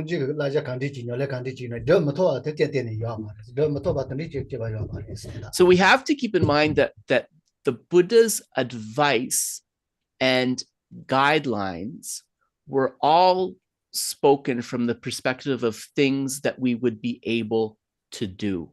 In this particular example, it's something that a person is not able to do. So how could there be a fault from not doing something they're unable to do? Like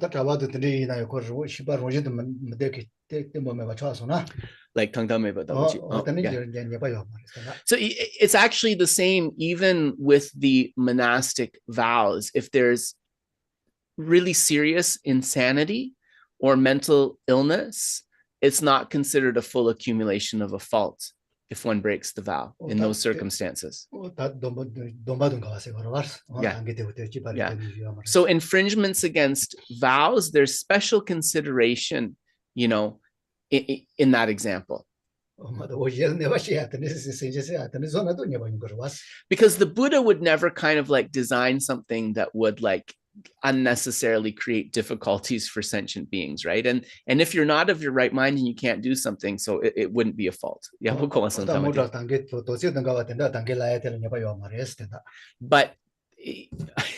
yeah. Right. So just to sum up, in cases of really honest mental dysfunction, like the mind is not operating properly, Geshe would say that there's not the accumulation of the misdeed here. Yeah. So if you think you might get some sort of a mental affliction later on, then it's kind of a motivator for doing as much practice as you can right now. Yeah.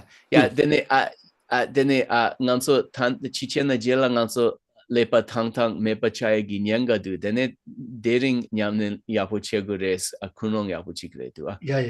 Yes, true. Yeah. Ikili, I see you're unmuted. Do you have a question? No. Oh, okay. I have a question. Tashidalek Rinpoche I don't know how to put my hand up on the No Zoom. problem. Go ahead. It's okay. We can hear you. Tashidelek Rinpoche, thank you so much for the wonderful teaching and the translation. The translator is wonderful. My question is very simple. I'm always very angry and I lost hope. I lost hope. I feel like I don't fit nowhere. I don't fit in samsara. I don't fit in nirvana. I am very not sharp mind to get the teaching. I feel like I'm always angry and I lost hope. Thank you. Ko chiwa sebo sekyang re duas ko kadine kongcho halepe shuk champo yores. Kongcho di nyungru tangya rewa short saswa ko wampo tulpo mares ko wampo chopo res. Samsam sungshu nyenya dang nyamlenchea tets kale kapo re duas ko ngene chane di kongcho kadine shuk champo yotsang rewa dabochi short sares. Yeah. Mara ta short sares to the day of manes. They are junior so to chome Loso. Hakuson. Yeah. Otangan ya mei ori jun de za chi shi ni den den duwa gange gandi jina duwa to to gre so much go yares. So, you know, that anger is a tough one, but it's not a complete reason to lose hope. And I'll tell you why you shouldn't lose hope. Because out of the 6 types of sentient beings within samsara, you have a human rebirth with a human body and intelligence. And in fact, this is going to allow you to change at least a little bit. So tendisono tona control menda wa pe chuju jiwana. Del nonda wa chulene so te cher tu. So part of why the anger might be overwhelming is because this feeling of hopelessness that you have, that is actually part of what is igniting the anger. This feeling of hopelessness is like pouring petrol on top of the anger. So we have to understand why that hopelessness is actually not in accord with reality. It's not meaningful. And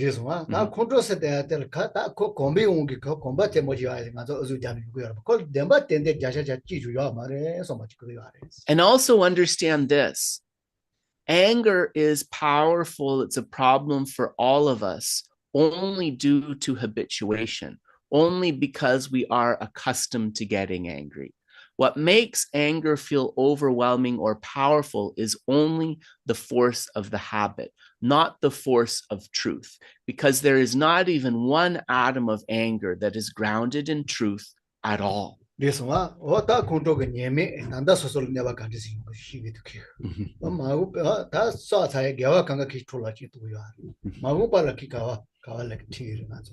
think about the faults of the anger. You know, not only is it upsetting my mind right now, but it is also possibly degenerating the virtues I have accumulated. So really think that I must do something about this.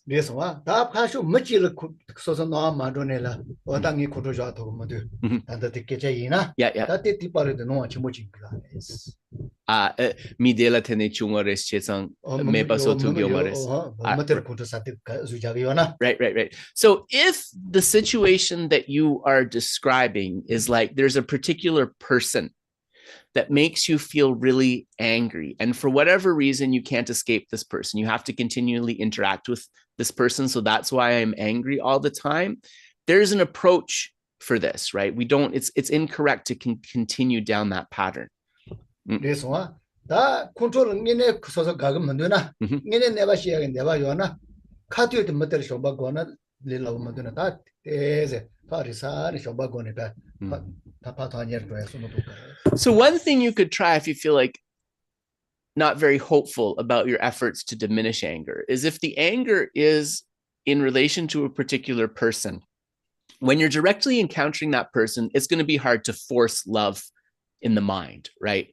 it's going to be hard. But what you could do is keep distance from that person. As much as is possible, keep distance from that person. And from that distance, reflect on your relationship and try to experience a bit of love for them.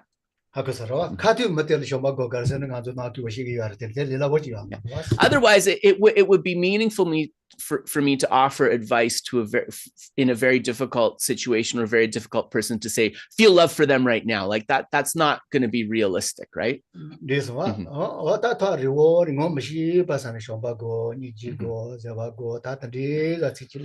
So take some space, kind of keep some distance from that person or from that situation, maybe just sort of be in a place on your own or maybe with people you don't know.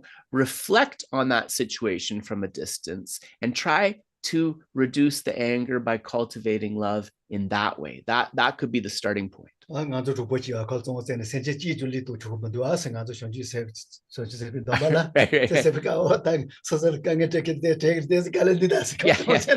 Geshe's friend said, like this stuff is hard, right? It's like, I can't leave one sentient being behind, but must lead them all to enlightenment. And Geshe's friend said, like, this is really hard. Like, there's some people that are just like a real pain in the butt. And it's really difficult to kind of imagine like taking them to enlightenment, right? Yeah. So as a friend of Geshe's, he likes to joke a lot. But it's true, some people are really tough, yeah? So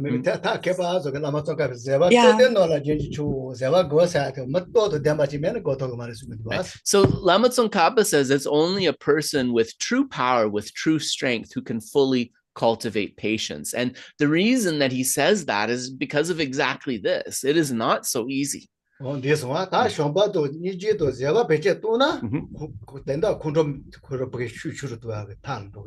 Yeah.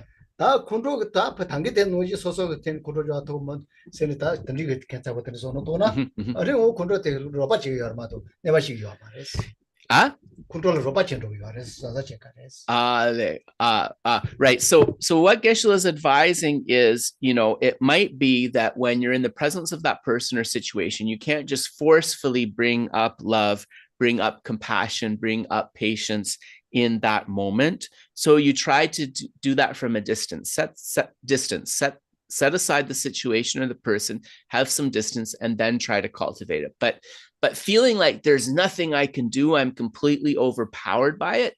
Part of the reason why you're experiencing the anger strongly could be because of that discouragement.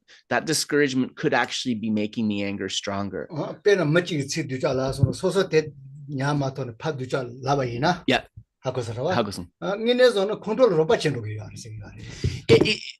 So that discouragement can work in the same way that retaliation can work in terms of fueling the anger. Like if somebody says something nasty to us and we're not able to kind of be patient and we immediately reply to them with something equally nasty, saying that nasty thing doesn't make us feel relief. In fact, it only makes the anger burn stronger.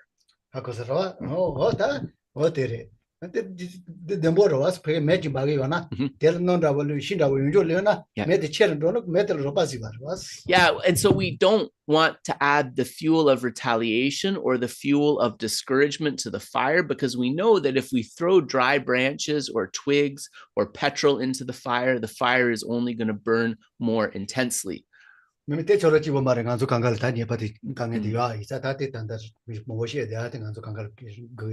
Also, don't feel like it's only you that is struggling with this and I'm bad because only I am struggling with this, right? This is something that so many of us struggle with, and we just have to do our best to try to apply the antidotes slowly.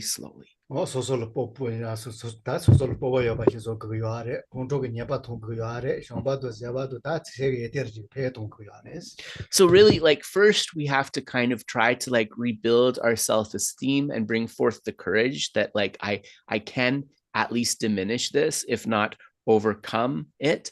We have to also have a deep comprehension of the faults of anger, and we also have to have a deep understanding and experience of the antidotes towards anger. And when all of these are in place, then slowly we'll begin to be able to diminish it. This one, Rema to say, Shendila, what I can do, they hallelujah,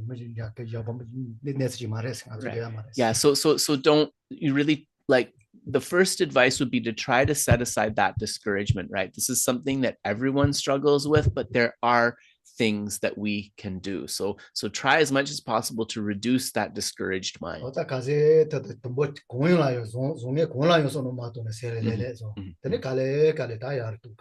It might be helpful for you in those moments where you feel overwhelmed just to do that simple meditation of emptying the mind of thoughts, really focusing on the breath, and then slowly coming to the antidotes, developing in that way.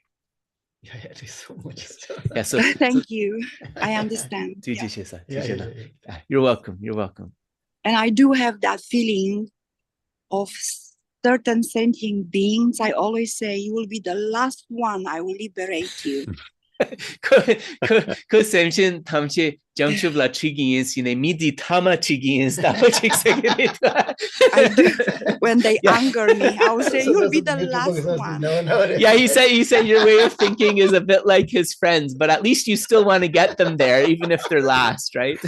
Yes, I want to liberate them, but the last one, to make them endure the pain. Thank you.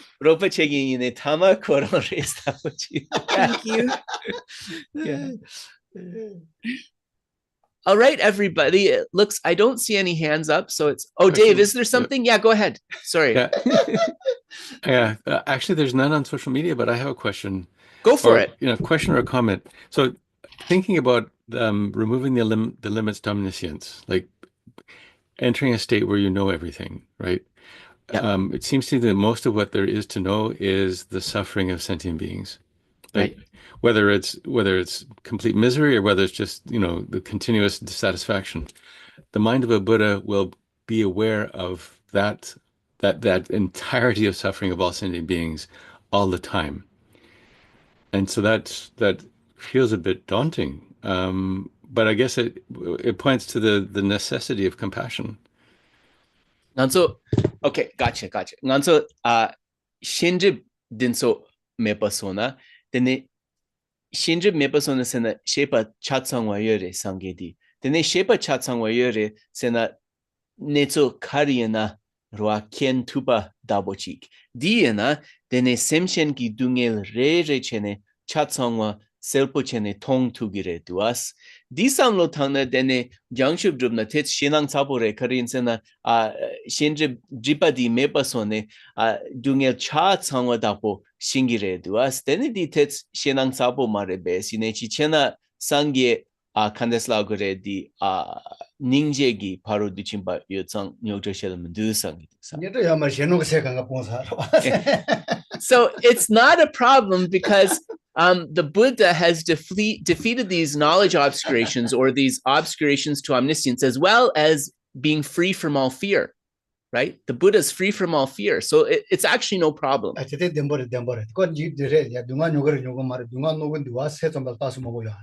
But actually, there is in the Chittamantran school a debate about this, like, does seeing all of that suffering not somehow cause some sort of suffering? Yeah.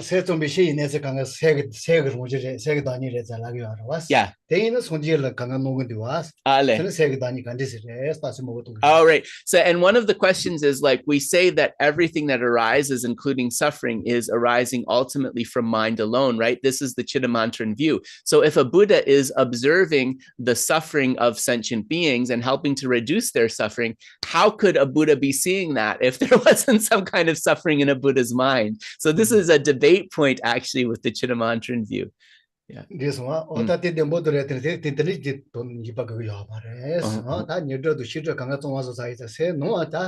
But ultimately, what we would say is, because a Buddha has defeated all of the afflictive and the knowledge obscurations, right? There is no kind of mistaken thinking, mistaken mind in their mind stream whatsoever. Because there is no mistaken mind in their mind stream whatsoever, even being able to see all of this, it would not cause difficulty. to them. For us, if we could perceive all that suffering, yeah, like that would be a huge problem, obviously, right? Like that is going to be a problem, yes. Yeah. Right.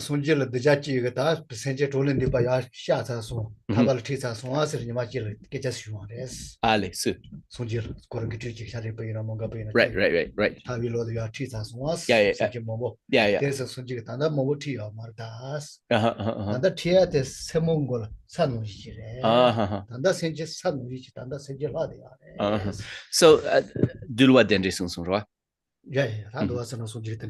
So there was a disciple of the Buddha. Geshe said it may have been Shariputra Moggallana, but he's not sure. A disciple of the Buddha who kind of went to the Buddha prostrated, and he said, you know, that the Blessed One has led all of these beings to knowledge, to liberation. But the beings who he has led to knowledge, who he has led to liberation, are like the grains of sand standing on a pin, whereas those who he has not led to liberation are like the grains of sand in the world.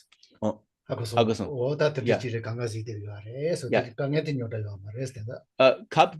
yine kapdi ko dinso tarpala titsare dua dinso dang yamdu kande strogere so susungen pekko thomsong tanda.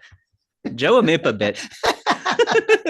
Me sonjil jipa ga ya mar sonjil zi de ya res kanga. Zi ya nge. Yeah. Sonjil ji lo gitu ji ke ja ji so was. Yeah. Sonjil choro ga ta le ka yo po chen senje mombo tabal ya ti sa so was. Yine datung mambo yores dawochi. Tombo to sonjil te chwa rawa. Yeah. There sonjil mombo mar das. Yeah. Na mombo ha di ya res. Loso. Na ti sa de semongo ga sa no ji ma to. Yeah, you need Jawa dang Jawa karit. All right. Okay. All right. So I wasn't sure how this quote related to the question, but anyways, Dave's smarter than I am. He'll probably get it. So this is how it happened. So the disciple came to the Buddha prostrated and said, "You've led all of these sentient beings to liberation." And I'm sorry, it was the Buddha. It was the Buddha himself who replied. He took like just the nail on his thumb and took some sand up from the earth and said, you know, this is the equivalent to the beings that I have liberated, but I still see the suffering of all of the other grains of sand of those beings who are experiencing suffering, right? So the Buddha sees this, he understands this reality, but it does not trouble his mind. So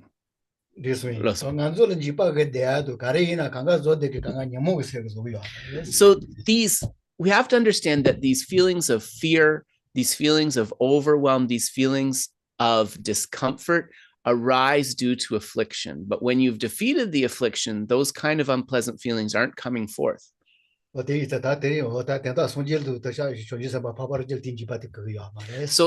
Buddhas and also the Arya Bodhisattvas and so forth, they see these things, but it doesn't trouble their mind like it would us. To me, it just points to an inconceivable, unimaginable compassion. But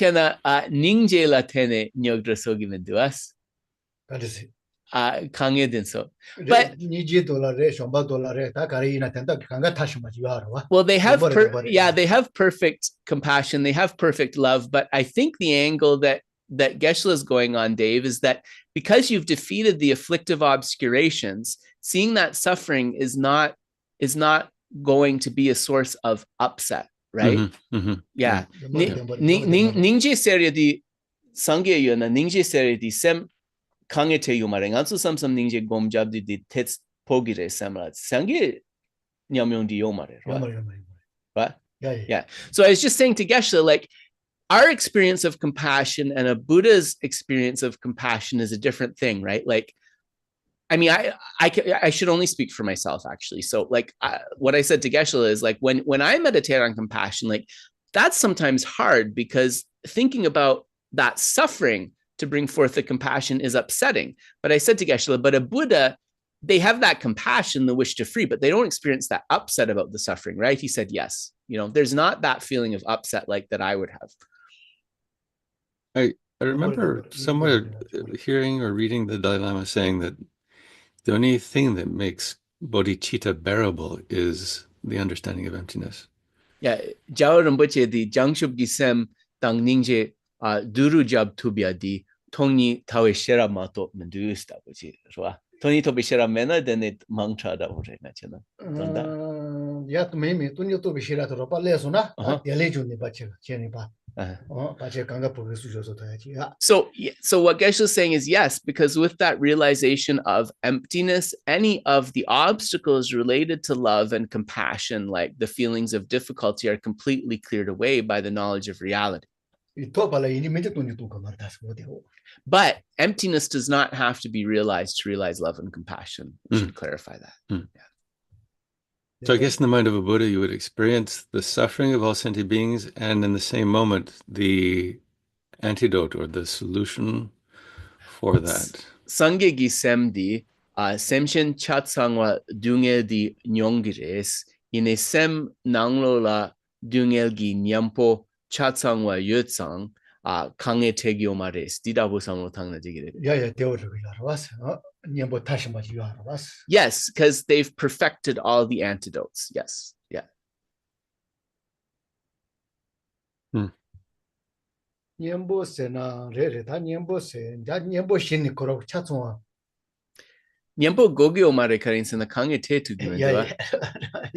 But I said, but Geshe and I are discussing, Dave, because we can't really say that the Buddha needs to apply an antidote, because there's nothing that they'd have to apply an antidote to. Within their own, I guess, but move to some.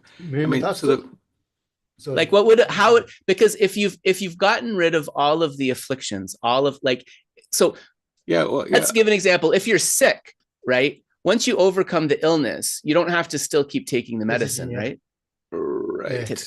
Yeah. So I'm not saying the Buddha is suffering, but I guess what I was just trying to conceive of, inconceivably, is how the Buddha's mind is continuously moved to engage, moved to be present and to act in whatever way possible, to implement the suffering of sentient beings.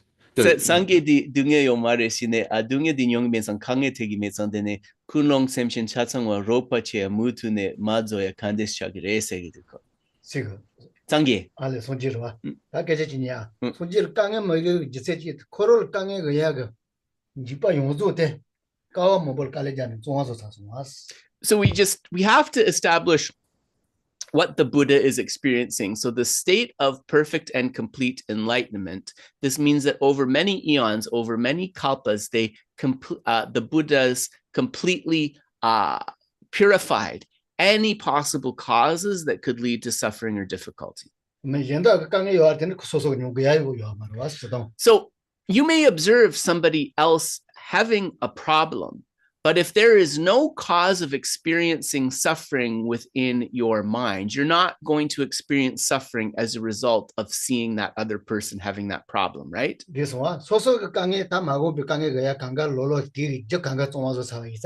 Yeah. And because there's absolutely no danger of that happening, because you've completely purified from your mind stream any causes of potential suffering or difficulty, there's no question that there's no way that you would have a disturbance from observing the suffering of other beings. That wouldn't make sense.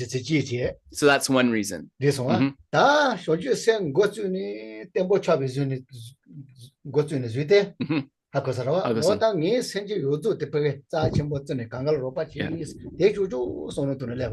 how do they keep their wish to benefit all sentient beings? Well, it's also that perfection over many kalpas or eons.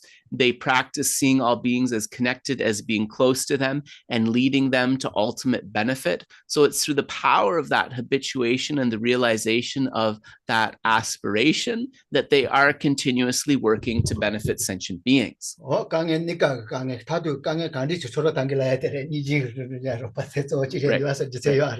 So that perfect realization of compassion, which actually you mentioned at the very beginning, that compassion, it's kind of always going to be present because of that habituation and continuously acting as a factor to propel towards helping lead towards any temporary or ultimate happiness possible.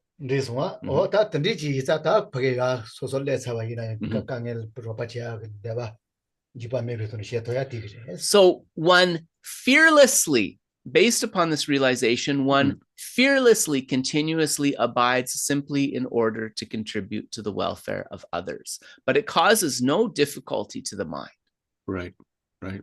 it's kind of like the Buddha's engaged in a continuous, spontaneous, completely encompassing Tonglen.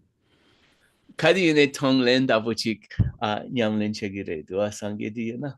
Yes, sure. Yeah.